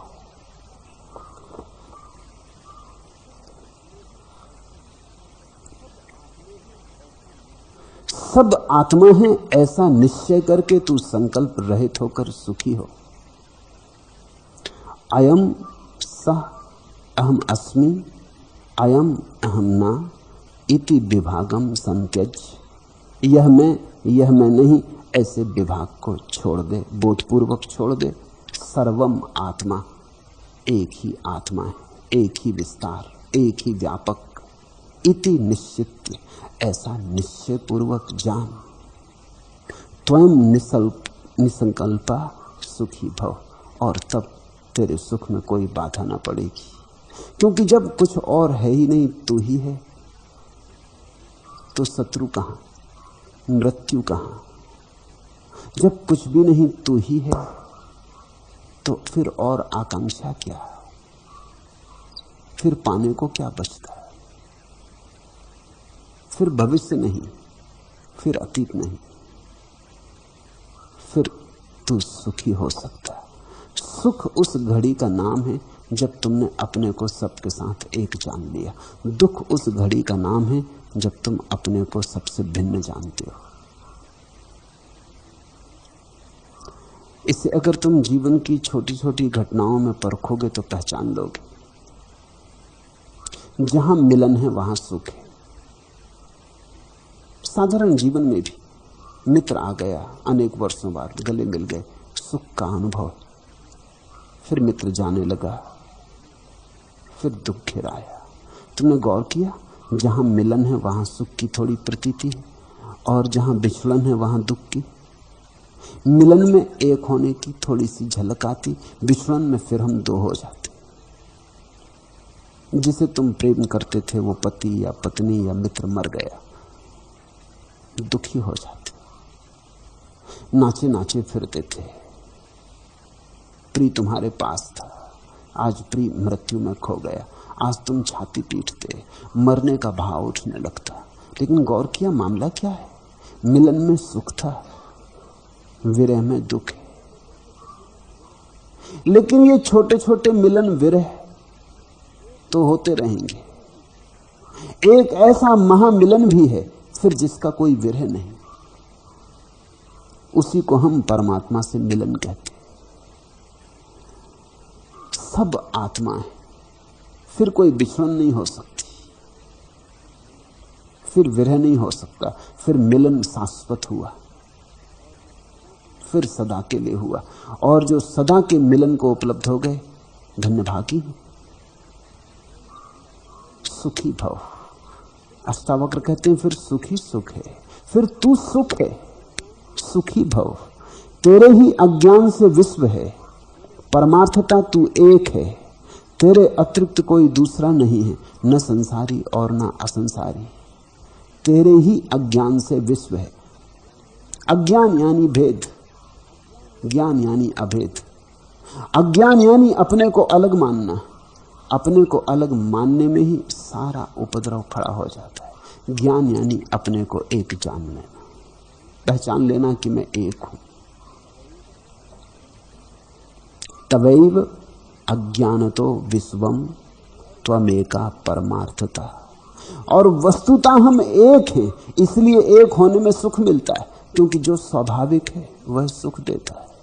हम अनेक नहीं हैं, इसलिए अनेक होने में दुख मिलता है, क्योंकि जो स्वभाव के विपरीत है वो दुख देता है। दुख बोधक है, केवल सूचक है कि कहीं तुम स्वभाव के विपरीत जा रहे। सुख संकेतक है कि तुम चलने लगे स्वभाव के अनुकूल। जहां स्वभाव से संगीत बैठ जाता वहीं सुख है। जिस व्यक्ति से तुम्हारा स्वभाव मेल खा जाता उसी के साथ सुख मिलने लगता। जिस घड़ी में किसी भी कारण से, किसी भी परिस्थिति में तुम जगत के साथ बहने लगते हो, जगत की धारा में एक हो जाते हो, वही सुख मिल जाता। सुख तुम्हारे हाथ की बात नहीं है। सुख कभी कभी अनायास भी मिलता। राह पर तुम चले जा रहे थे, सुबह घूमने निकले थे, और अचानक एक घड़ी आ जाती, एक झरोखा खुल जाता, एक गवाक्ष, एक क्षण को तुम पाते हो महासुख, फिर खो जाता। तुम्हारी समझ में नहीं आता हुआ क्या। शायद आकस्मिक रूप से, अकारण, तुम्हारी बिना किसी चेष्टा के तुम ऐसी जगह थे, चित्त की ऐसी दशा में थे जहां जगत से मेल हो गया। तुम जगत की धारा के साथ बहने लगे।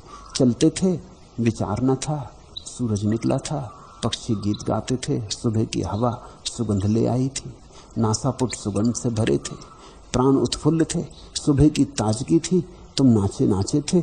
एक क्षण को मेल खा गया,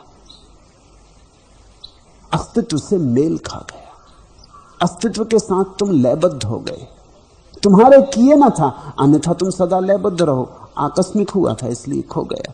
फिर तुम उतर गए, फिर पटरी से गाड़ी नीचे हो गई। उसी व्यक्ति को हम ज्ञानी कहते, जिसने इसे बोधपूर्वक पहचान लिया और अब जिसकी पटरी नीचे नहीं उतरती।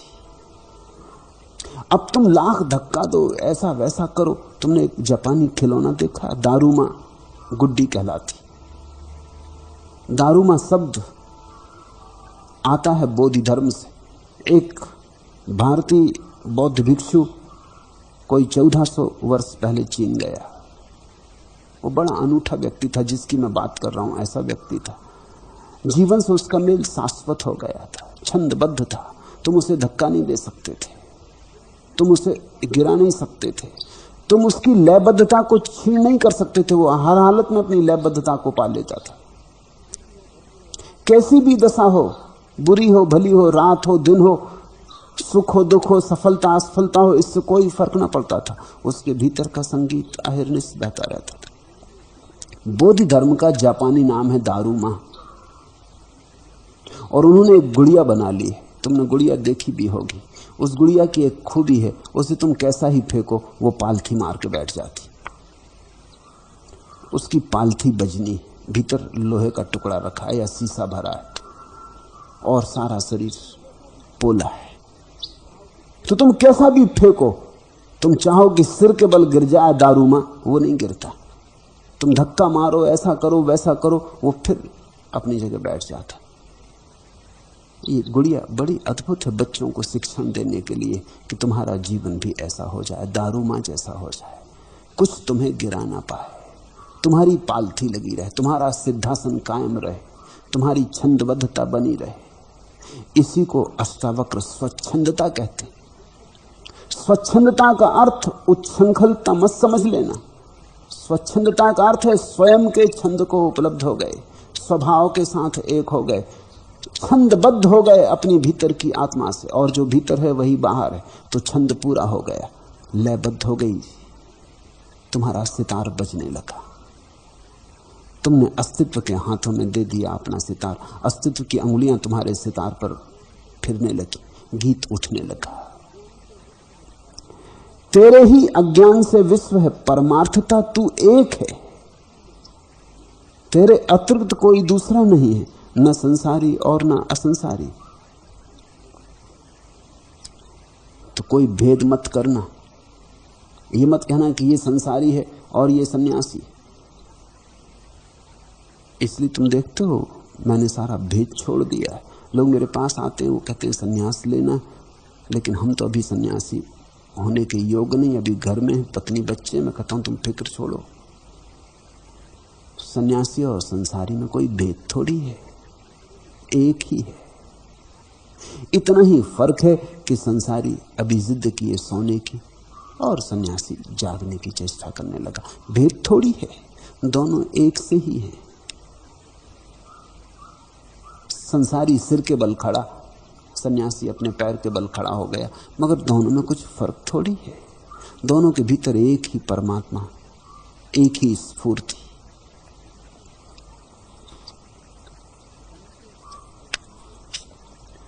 तन के तट पर मिले हम कई बार, पर द्वार मन का अभी तक खुला ही नहीं। जिंदगी की बिछी सर्वसी धार पर अश्रु के साथ ही कह कहे बह गए। ओंठ ऐसे सिए शर्म की डोर से, बोल दो थे मगर अनकहे रह गए। सैर करके चमन की मिला क्या हमें, रंग कलियों का अब तक घुला ही नहीं। पूरी जिंदगी गुजर जाती और कलियों का रंग भी नहीं घुल पाता। पूरी जिंदगी गुजर जाती, कली खिल ही नहीं पाती। पूरी जिंदगी गुजर जाती और तार छिड़ते ही नहीं वीणा के। सैर करके चमन की मिला क्या हमें, रंग कलियों का अब तक घुला ही नहीं। और तन के तट पर मिले हम कई बार, पर द्वार मन का अभी तक खुला ही नहीं। तो हम मिलते भी हैं तो भी मिलते नहीं। अहंकार अकड़ाए रखता है। झुकते हैं तो भी झुकते नहीं। सिर झुक जाता है, अहंकार अकड़ा खड़ा रहता।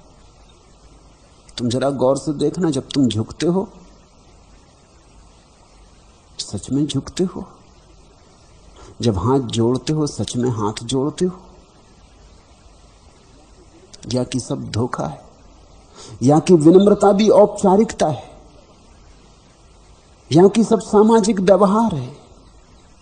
कुछ सत्य है या सब झूठ ही झूठ है? तुम किसी से कहते हो मुझे तुमसे प्रेम, लेकिन ये तुम सच में मानते हो है ऐसा, या किसी प्रयोजनवश कह रहे हो?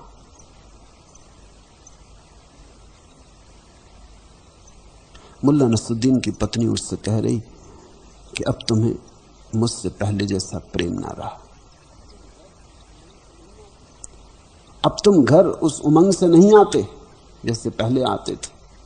अब तुम मुझे देख के खिल नहीं जाते जैसे पहले खिल जाते थे। मुल्ला अपना अखबार पढ़ रहा है, उसके सिर पर सलवटें पड़ती जाती और पत्नी कहे चली जा रही, बुहारी लगाए जा रही और कहे चली जा रही। फिर वो कहती कि नहीं, तुम्हें मुझसे बिल्कुल प्रेम नहीं रहा, सब प्रेम खत्म हो गया। मुल्ला ने कहा कि है तुझसे प्रेम, मुझे तुझसे ही है और पूरा प्रेम।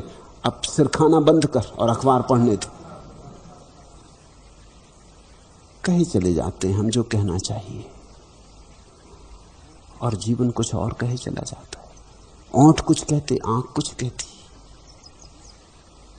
ओंठ कुछ कहते, पूरा व्यक्तित्व तो कुछ और कहता। तुम जरा लोगों की आंखों पे ख्याल करना। जब वो तुमसे कहते हैं हमें प्रेम, तो उनकी आंख में कोई दिए नहीं जलते, सूनी पथराई आंखें। जब तुम्हें वो नमस्कार करते और कहते कि धन्यवाद कि आपके दर्शन हो गए, तब उनके चेहरे पे कोई पुलक नहीं आती। कोरे शब्द, थोथे शब्द, सब झूठा हो गया है। इस झूठ से जागने का नाम ही सन्यास है।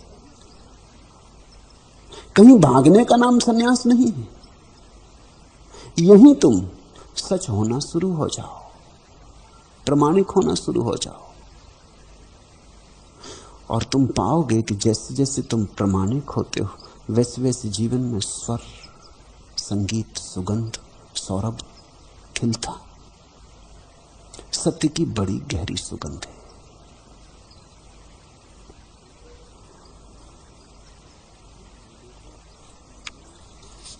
तुम मिले तो प्रणय पर छटा छा गई, चुंबनों सांवली सी घटा छा गई। एक युग, एक दिन, एक पल, एक क्षण पर गगन से उतर चंचला आ गई। प्राण का दान दे, दान में प्राण ले, अर्चना की अधर चांदनी छा गई। तुम मिले, प्राण में रागनी छा गई। थोड़ा सत्य की झलक आनी शुरू हो जाए, थोड़ा उस परम प्रीतम से मिलना शुरू हो जाए, थोड़ा ही उसका आंचल हाथ में आने लगे। तुम मिले तो प्रणय पर छटा छा गई। तुम मिले, प्राण में रागनी आ गई। धार्मिक व्यक्ति कोई उदास, थकाहारा, मुर्दा व्यक्ति नहीं है, जीवंत, उल्लास से भरा, नाचता हुआ। धार्मिक व्यक्ति है मुस्कुराता हुआ, जिसको इस बात का एहसास होने लगा कि परमात्मा ने सब तरफ से मुझे घेरा है, वो उदास रहेगा। जिसके भीतर ये प्रतीति होने लगी कि वही परमात्मा मेरे घर में भी विराजमान है, इस मेरी अस्थिपंजर की देह को भी उसने पवित्र किया है, इस मिट्टी की देह में भी उसी का मंदिर है, वो फिर उदास रहेगा। फिर तुम उसे थकाहारा देखोगे, उसमें तुम एक उमंग के दर्शन पाओगे, बस उतना ही फर्क है। लेकिन चाहे तुम उमंग से नाचो और चाहे थके उदास हारे बैठे रहो, मूलतः परमार्थता कोई फर्क नहीं है, न संसारी में न असंसारी में। परमार्थता त्वम एका, वस्तुतः तो तुम एक ही हो। उदास भी वही है, हंसता हुआ भी वही है, स्वस्थ भी वही, बीमार भी वही, अंधेरे में खड़ा भी वही, रोशनी में खड़ा भी वही। फर्क इतना ही है कि एक ने आंख खोल ली है, एक ने आंख बंद रखी। फर्क कुछ बहुत नहीं, पलक, जरा सी पलक का फर्क। आंख खुल गई सन्यासी, आंख बंद रही संसारी। यह विश्व भ्रांति मात्र है और कुछ नहीं है, ऐसा निश्चय पूर्वक जानने वाला वासना रहित और चैतन्य मात्र है। वह ऐसे शांति को प्राप्त होता है मानो कुछ नहीं। जरा इस भाव में जियो, जरा इस भाव में पगो, जरा इस भाव में डूबो। यह विश्व भ्रांति मात्र है। यह ध्यान की एक प्रक्रिया है, यह कोई दार्शनिक सिद्धांत नहीं, जैसा कि हिंदुओं ने समझ बैठे कि इनका दार्शनिक सिद्धांत है कि जगत माया, भ्रांति, इसको सिद्ध करना है। यह कोई तर्क की प्रक्रिया नहीं है। शंकराचार्य के अत्यंत तार्किक होने के कारण एक बड़ी गलत दिशा मिल गई। शंकराचार्य ने बात को कुछ ऐसे सिद्ध करने की कोशिश की जैसे ये कोई तार्किक सिद्धांत है कि जगत माया है। उसके कारण दूसरे सिद्ध करने लगे कि जगत माया नहीं। और सच तो यह है कि किसी भी तर्क से सिद्ध नहीं किया जा सकता कि जगत माया है, कोई उपाय नहीं।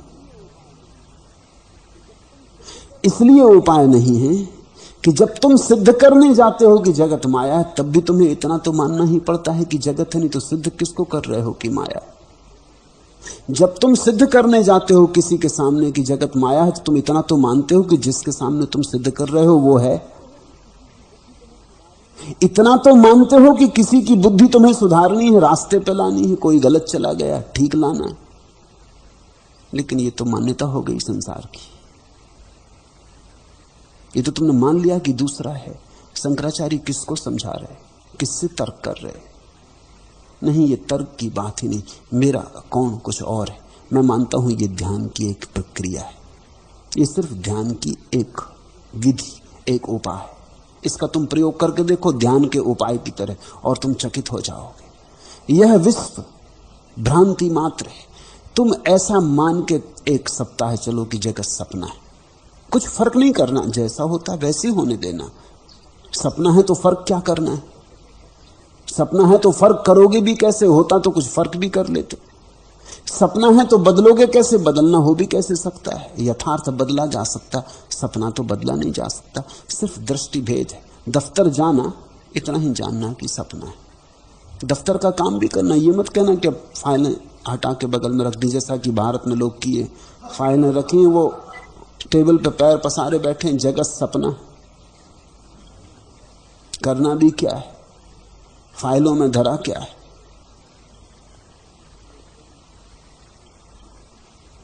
दो कवि एक कवि सम्मेलन में गए थे, एक साथ ठहरे थे। जो जवान कवि था वो कुछ कविताएं लिख रहा था। बूढ़े ने उसको उपदेश दिया। बूढ़े ने कहा, लिखने में क्या धरा है? अरे पागल, लिखने में क्या धरा है? परमात्मा बाहर खड़ा है। जवान ने सुन तो लिया, लेकिन उसे बात अच्छी न लगी। थोड़ी देर बाद बूढ़े ने कहा, बेटा सैरीडान बुलवाओ, सिर में दर्द हुआ। तो उस जवान कवि ने कहा, सैरीडान? सैरीडान? सैरीडान में क्या धरा है? परमात्मा बाहर खड़ा है। और जब सिर में दर्द उठे, बहाना करो, ना ना ना ना ना करो। सब भ्रांति है गुरुदेव। सिर दर्द इत्यादि में रखा क्या है? जब दर्द उठे बहाना करो, ना ना ना ना ना ना करो। इनकार कर दो, बस खत्म हो गई बात। न तो इनकार करने से सिर दर्द जाता है और न फाइलने सरकारने से कुछ हल होता है। नहीं, ये तो प्रयोग ध्यान का है। दफ्तर जाओ, फाइल पर काम भी करो, सपना ही है, बस इतना जान के करो। घर आओ, पत्नी से भी मिलो, बच्चों के साथ खेलो भी, सपना ही है, ऐसा ही मानकर चलो। 1-7 दिन तुम एक अभिनेता हो, करता नहीं। बस कोई फर्क ना पड़ेगा, किसी को कानों कान खबर भी ना होगी, कोई जान भी ना पाएगा, और तुम्हारे भीतर एक क्रांति हो जाएगी। तुम अचानक देखोगे कर तुम वही रहे हो, लेकिन अब बोझ ना रहा। कर तुम वही रहे हो, लेकिन अब अशांति नहीं। कर तुम वही रहे हो, लेकिन अब तुम अलिप्त, दूर कमल जैसे पानी में, और फिर भी पानी छूता नहीं। यह विश्व भ्रांति मात्र है और कुछ नहीं है, ऐसा निश्चय पूर्वक जानने वाला वासना रहित और चैतन्य मात्र हो जाता है। तुम करके देखो, तुम पाओगे कि वासना गिरने लगती, काम जारी रहता, कामना गिरने लगती, कृत्य जारी रहता, करता विदा हो जाता। सब चलता जैसा चलता था, लेकिन भीतर आपाधापी नहीं रह जाती, तनाव नहीं रह जाता। तुम उपकरण मात्र हो जाते, निमित्त मात्र, और तब तुम्हें अनुभव होता है कि तुम तो सिर्फ चैतन्य हो, साक्षी मात्र हो। ये प्रयोग ध्यान का है। अगर जगत सपना है तो कर्ता होने का तो कोई उपाय ना रहा। जब यथार्थ है ही नहीं तो कर्ता हो कैसे सकते हो? रात तुम सपना देखते हो, उसमें कर्ता तो नहीं हो सकते। सुबह जाग के तुम पाते हो साक्षी थे, कर्ता नहीं। देखा, तुम सुबह उठ के ऐसा तो नहीं कहते कि सपने में ऐसा ऐसा किया, तुम कहते हो रात सपना देखा। तुम जरा भाषा पे ख्याल करना। तुम ये नहीं कहते सुबह उठ के कि रात सपने में चोरी की, तुम कहते हो रात देखा, सपना आया कि चोरी हो रही मुझसे। रात देखा, सपना आया कि मैं हत्यारा हो रहा हूं। तुम कहते मैंने देखा। सपना देखा जाता, किया थोड़ी जाता। बस इस भेद को समझो। सपने के साथ करना जुड़ता नहीं, सिर्फ देखना जुड़ता है।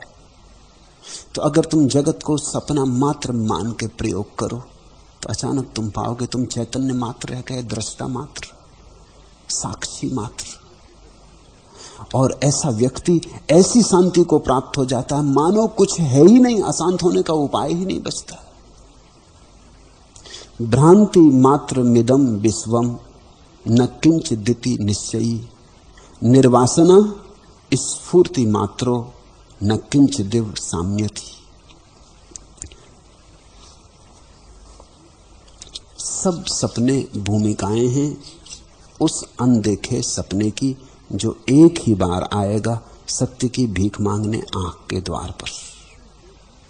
सब सपने भूमिकाएं।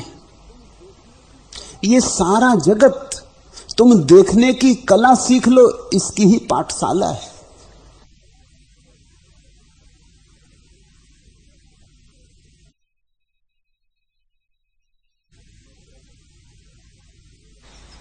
ये इतने दृश्य, ये इतनी कथापथ, इतने नाटक सिर्फ एक छोटी सी बात की तैयारी है कि तुम दृष्टा बन जाओ।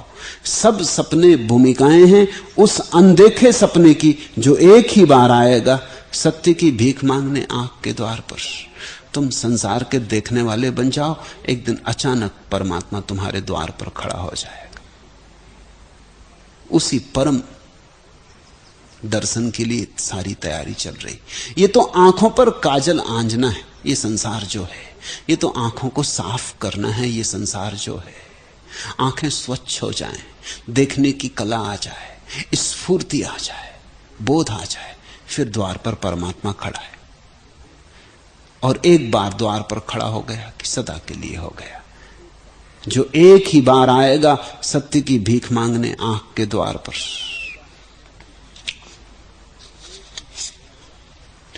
आंखें शून्य हो जाएं तो सत्य मिल जाए, मन मौन हो जाए तो प्रभु की वाणी प्रकट हो उठे,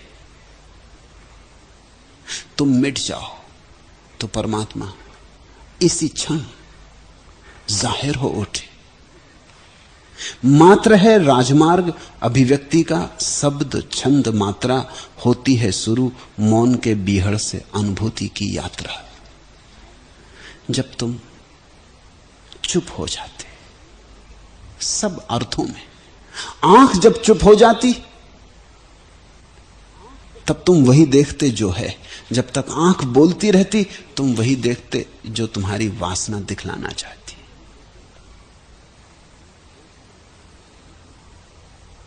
मुल्ला नसरुद्दीन एक राह से जा रहा है, अचानक झपटा,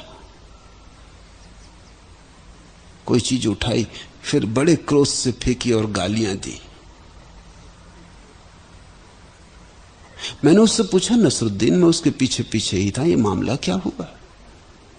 झपटे बड़ी तेजी से, कुछ उठाया भी कुछ फेंका भी।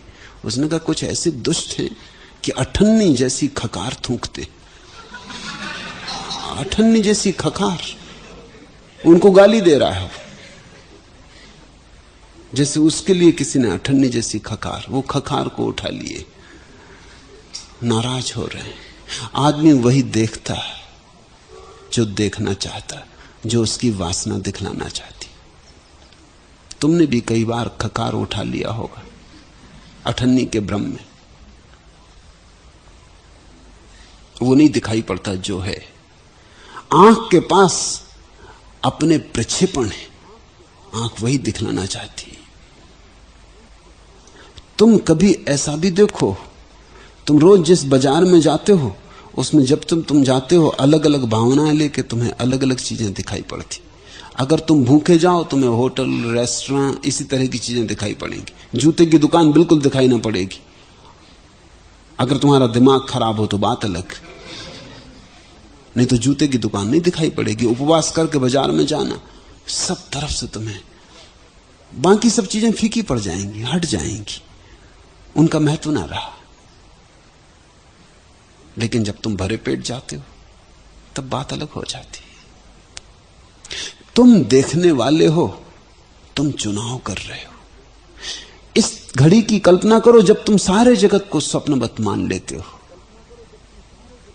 तब तुम्हें बड़ी हैरानी होती। वही दिखाई पड़ने लगता है जो है, और जो है वह एक है, अनेक नहीं। यह विश्व भ्रांति मात्र और कुछ नहीं, ऐसा निश्चय पूर्वक जानने वाला वासना रहित चैतन्य मात्र है। वह ऐसी शांति को प्राप्त होता है मानो कुछ नहीं। जब तुम्हारे भीतर कोई मांग नहीं तो बाहर कुछ नहीं बचता, एक विराट शून्य फैल जाता, एक मौन, एक निस्तब्धता।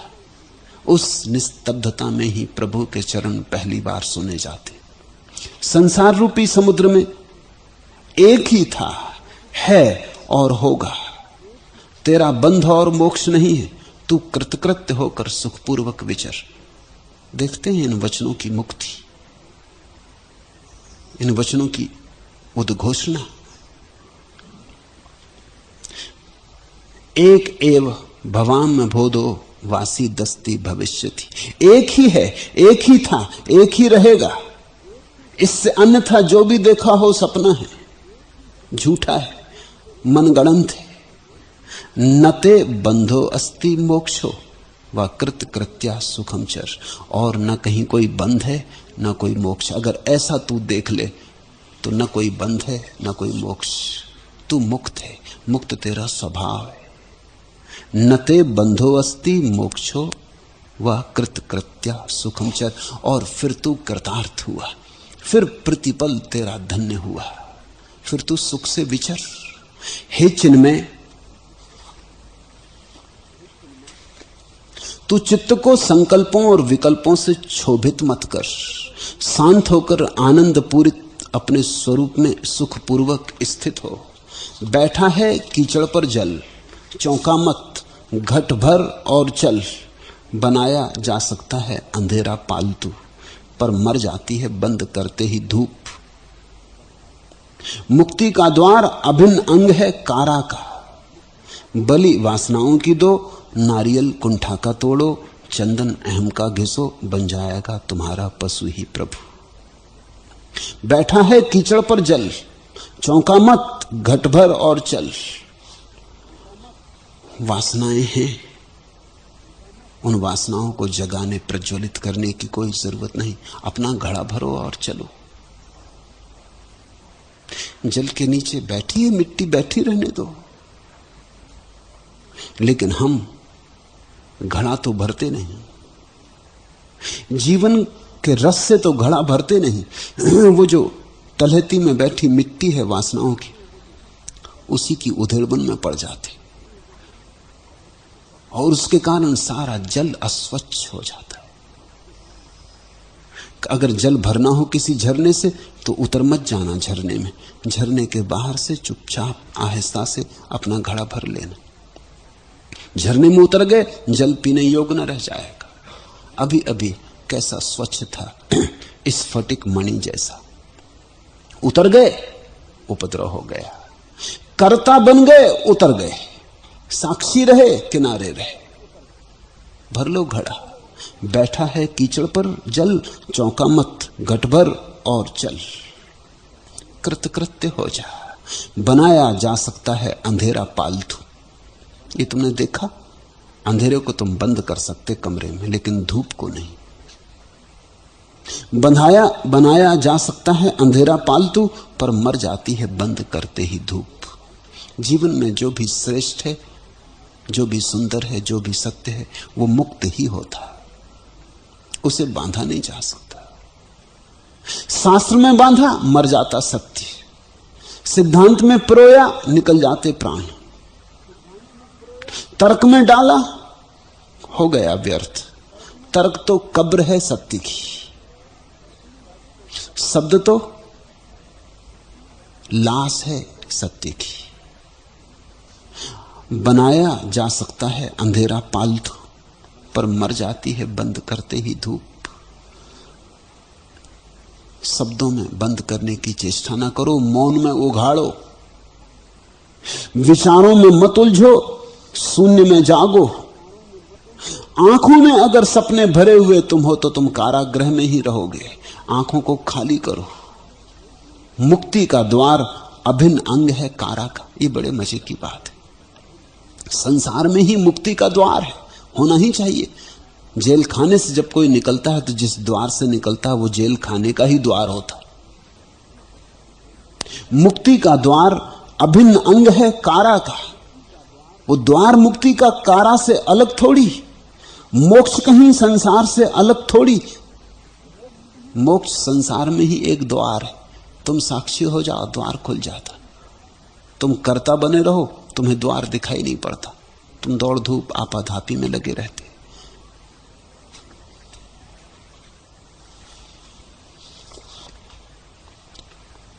संसार रूपी समुद्र में एक ही था, एक ही है, एक ही होगा।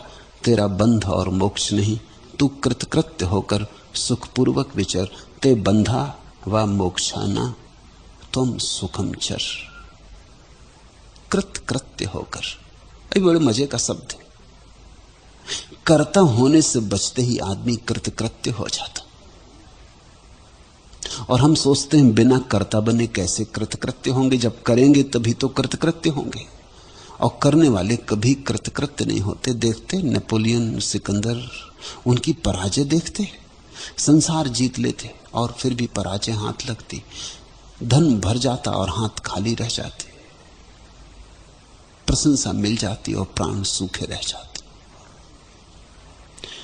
अष्टावक्र कहते हैं कृतकृत्य होना है, कर लेना है जो करने योग्य है, तो कर्ता मत बन, तो साक्षी बन। साक्षी बनते ही तत्क्षण परमात्मा तेरे लिए कर देता है जो करने योग्य है। तू नाहक ही परेशान हो रहा, तू व्यर्थ की दौड़ धूप कर रहा है। हे चिन्मय, तू चित्त को संकल्पों और विकल्पों से क्षोभित मत कर, शांत होकर आनंद पूर्वक अपने स्वरूप में सुख पूर्वक स्थित हो।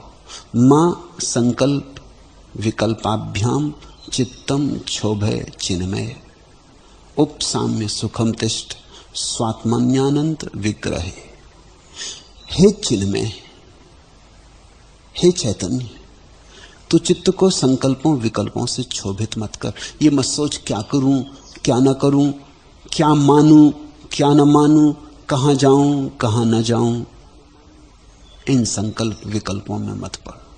तू तो जहां है वहीं शांत हो जा, जैसा है वैसा ही शांत हो जा। क्या करूं क्या ना करूं कि शांति मिले, अगर इस विकल्प में पड़ा तो तू अशांति होता चला जाएगा। शांति के नाम पर भी लोग अशांत होते हैं। शांत होना ही यही बात अशांति का कारण बन जाती है। ऐसे लोग मेरे पास रोज आ जाते, वो कहते हैं शांत होना, अब चाहे कुछ भी हो जाए शांत होकर रहेंगे। उनको ये बात दिखाई नहीं पड़ती कि उनके ही कर्तापन के कारण अशांत हुए, अब कर्तापन को शांति पे लगा रहे हैं। अब वो कहते हैं शांत होकर रहेंगे। अभी भी जिद कायम, अभी भी टूटी नहीं जिद, अहंकार मिटा नहीं, कर्ता गिरा नहीं, रस्सी जल गई लेकिन रस्सी की अकड़न नहीं गई। अब शांत होना है, अब ये नया कर्तत्व पैदा हुआ। इतना ही तुम जान लो कि तुम्हारे किए कुछ भी नहीं होता है, फिर कैसी अशांति। इतना ही जान लो तुम्हारे किए क्या कब हुआ, कितना तो किया, कभी कुछ हुआ कभी तो कुछ न हुआ। आशा बंधी और सदा टूटी, निराशी तो हुए हो। जन्मों जन्मों में निराशा के अतिरिक्त तुम्हारी संपत्ति क्या है? इसको देखकर जो व्यक्ति कह देता अब मेरे किए कुछ ना होगा, ऐसे भाव में कि अब मेरे किए कुछ भी ना होगा, तो मैं देखूंगा जो होता है देखूंगा, और तो करने को कुछ बचा नहीं, देखूंगा चुपचाप बैठकर। मेरे दादा, मेरे पिता के पिता बूढ़े हो गए थे, तो उनके पैरों में लकवा लग गया, वो चल भी नहीं सकते थे। लेकिन उनकी पुरानी आदत, तो घसीट के भी वो दुकान पे पहुंच जाते, मकान के भीतर से दुकान पे आ जाते। अब उनकी कोई जरूरत भी न थी दुकान पर, उनके कारण अड़चन भी होती, लेकिन वो फिर भी। मैं एक बार गांव गया था, विश्वविद्यालय में पढ़ता था, लौटा था, उनको मैंने देखा, तो मैंने उनसे कहा कि अब तुम्हारा करना सब खत्म हो गया, अब तुम्हारे पैर भी जाते रहे, अब चलना उठना भी नहीं होता, अब कोई जरूरत भी नहीं है, तुम्हारे बेटे अच्छी तरह कर भी रहे, अब तुम्हें कुछ अड़चन भी नहीं है, अब तुम शांत क्यों नहीं बैठ जाते? वो बोले शांत तो मैं बैठना चाहता हूं। तो मैंने कहा अब और क्या बाकी है, अब तुम शांत बैठ ही जाओ। तुम मेरी मानो, मैंने उनसे कहा 24 घंटे आज तुम दुकान पर मत जाओ, तुम्हारी वहां कोई जरूरत भी नहीं। सच तो ये कि तुम्हारे बेटे परेशान होते तुम्हारी वजह से, काम में बाधा पड़ती। जमाना बदल गया, जब तुम दुकान चलाते थे वो और दुनिया थी, अब दुकान किसी और ढंग से चल रही। वो पुराने ढंग के आदमी थे, 10 रुपए की चीज 20 रुपए में बताएंगे, फिर खींचतान होगी, फिर ग्राहक मांगेगा, फिर वो समझाएंगे बुझाएंगे, फिर चल फिर के वो 10 पे तय होने वाला है। लेकिन आधा घंटा खराब करेंगे, घंटा भर खराब करेंगे। अब दुकान की हालत बदल गई थी, अब 10 की चीज है तो 10 की बता दी, बात तय हो गई। उनको ये बिल्कुल जस्ती नहीं, वो कहते ये भी कोई मजा रहा। अरे 4 बात होती है, ग्राहक कुछ तुम कहते, कुछ जद्दोजहद होती, बुद्धि की टक्कर होती, और वो कहते बिगड़ता क्या है, 10 से कम में तो देना नहीं है, तो कर लेने दो उसको दौड़ धूप, उसको भी मजा आ जाता। वो भी सोचता खूब ठगा, कोई अपन ठगे तो जाते नहीं। वो उनका पुराना दिमाग था, वो वैसे ही चलते। वो दुकान पे पहुंच जाते तो वो गड़बड़ करते। मैंने उनसे कहा तुमसे सिर्फ गड़बड़ होती। और फिर कब मौत करीब आती, अब तुम ऐसा करो, कर्तापन छोड़ दो, साक्षी हो जाओ। मेरी वो सदा सुनते थे कि कुछ कहूंगा तो शायद पते की हो। तो उनका अच्छा 24 घंटे प्रयोग करके देखता, अगर मुझे शांत तो ठीक, नहीं मिली तो फिर मैं नहीं झंझट में पड़ूंगा, मुझे जैसा करना करने दो, कम से कम व्यस्त तो रहता। वो 24 घंटे अपने बिस्तर पे पड़े रहे। दूसरे दिन सुबह जब मैं गया, मैंने ऐसा उनका चेहरा, ऐसा सुंदर भाव कभी देखा ही ना था। वो कहने लगे हद हो गई, मैंने इस पे कभी ध्यान ही ना दिया, पैर भी टूट गए फिर भी मैं दौड़ा जा रहा, मन दौड़ा जा रहा। अब कुछ करने को भी मुझे नहीं बचा, सब ठीक चल रहा है मेरे बिना, और भी अच्छा चल रहा है, फिर भी मैं पहुंच जाता हूं सड़क के। परमात्मा ने मौका दिया कि पैर भी तोड़ दिए, फिर भी अकल मुझे नहीं आती। तुमने ठीक किया। ये 24 घंटे, पहले तो 4-6 घंटे बड़ी बेचैनी में गुजरे, कई बार उठ उठाया, याद आ गई कम 24 घंटे में क्या बिगड़ता है, फिर लेट गया। कोई 10-12 घंटे के बाद कुछ कुछ क्षण सुख के मालूम होने लगे। अब कुछ करने को नहीं बचा। सांझ होते होते जब सूरज ढलता था, मैंने खिड़की से सूरज को ढलते देखा, तब कुछ मेरे भीतर भी ढल गया, कुछ हुआ है। रात बहुत दिनों बाद मैं ठीक से सोया हूं और सपने नहीं आए। फिर उस दिन के बाद वो दुकान नहीं गए। फिर 2-4 साल जिए। जब भी मैं घर जाता तो मैं पहली बात पूछता कि वो दुकान तो नहीं गए। उनके बेटे भी परेशान हुए, मेरे पिता, मेरे काका, वो सब परेशान हुए कि मामला क्या, तुमने किया क्या? उनका मैं कुछ किया नहीं था, सिर्फ एक निमित्त बना उनको याद दिलाती कि पैर भी टूट गए, अब क्यों आपाधापी, अब सब हार भी गए, बात खत्म भी हो गई, अब प्राण जाने का क्षण आ गया, श्वास आखिरी आ गई, अब थोड़े साक्षी बनकर देख लो। आखिरी दिन उनके परम शांति के दिन थे। मरते वक्त मैं घर पर नहीं था जब वो मरे, लेकिन 2 दिन बाद जब मुझे खबर मिली और मैं पहुंचा तो सबने कहा कि वो तुम्हारी याद करते मरे। और उनसे पूछा कि क्यों उसकी याद कर रहे हो, और सब तो मौजूद है, उसी की क्यों याद कर रहे? तो उन्होंने कहा उसकी याद करनी, उसे धन्यवाद देना था।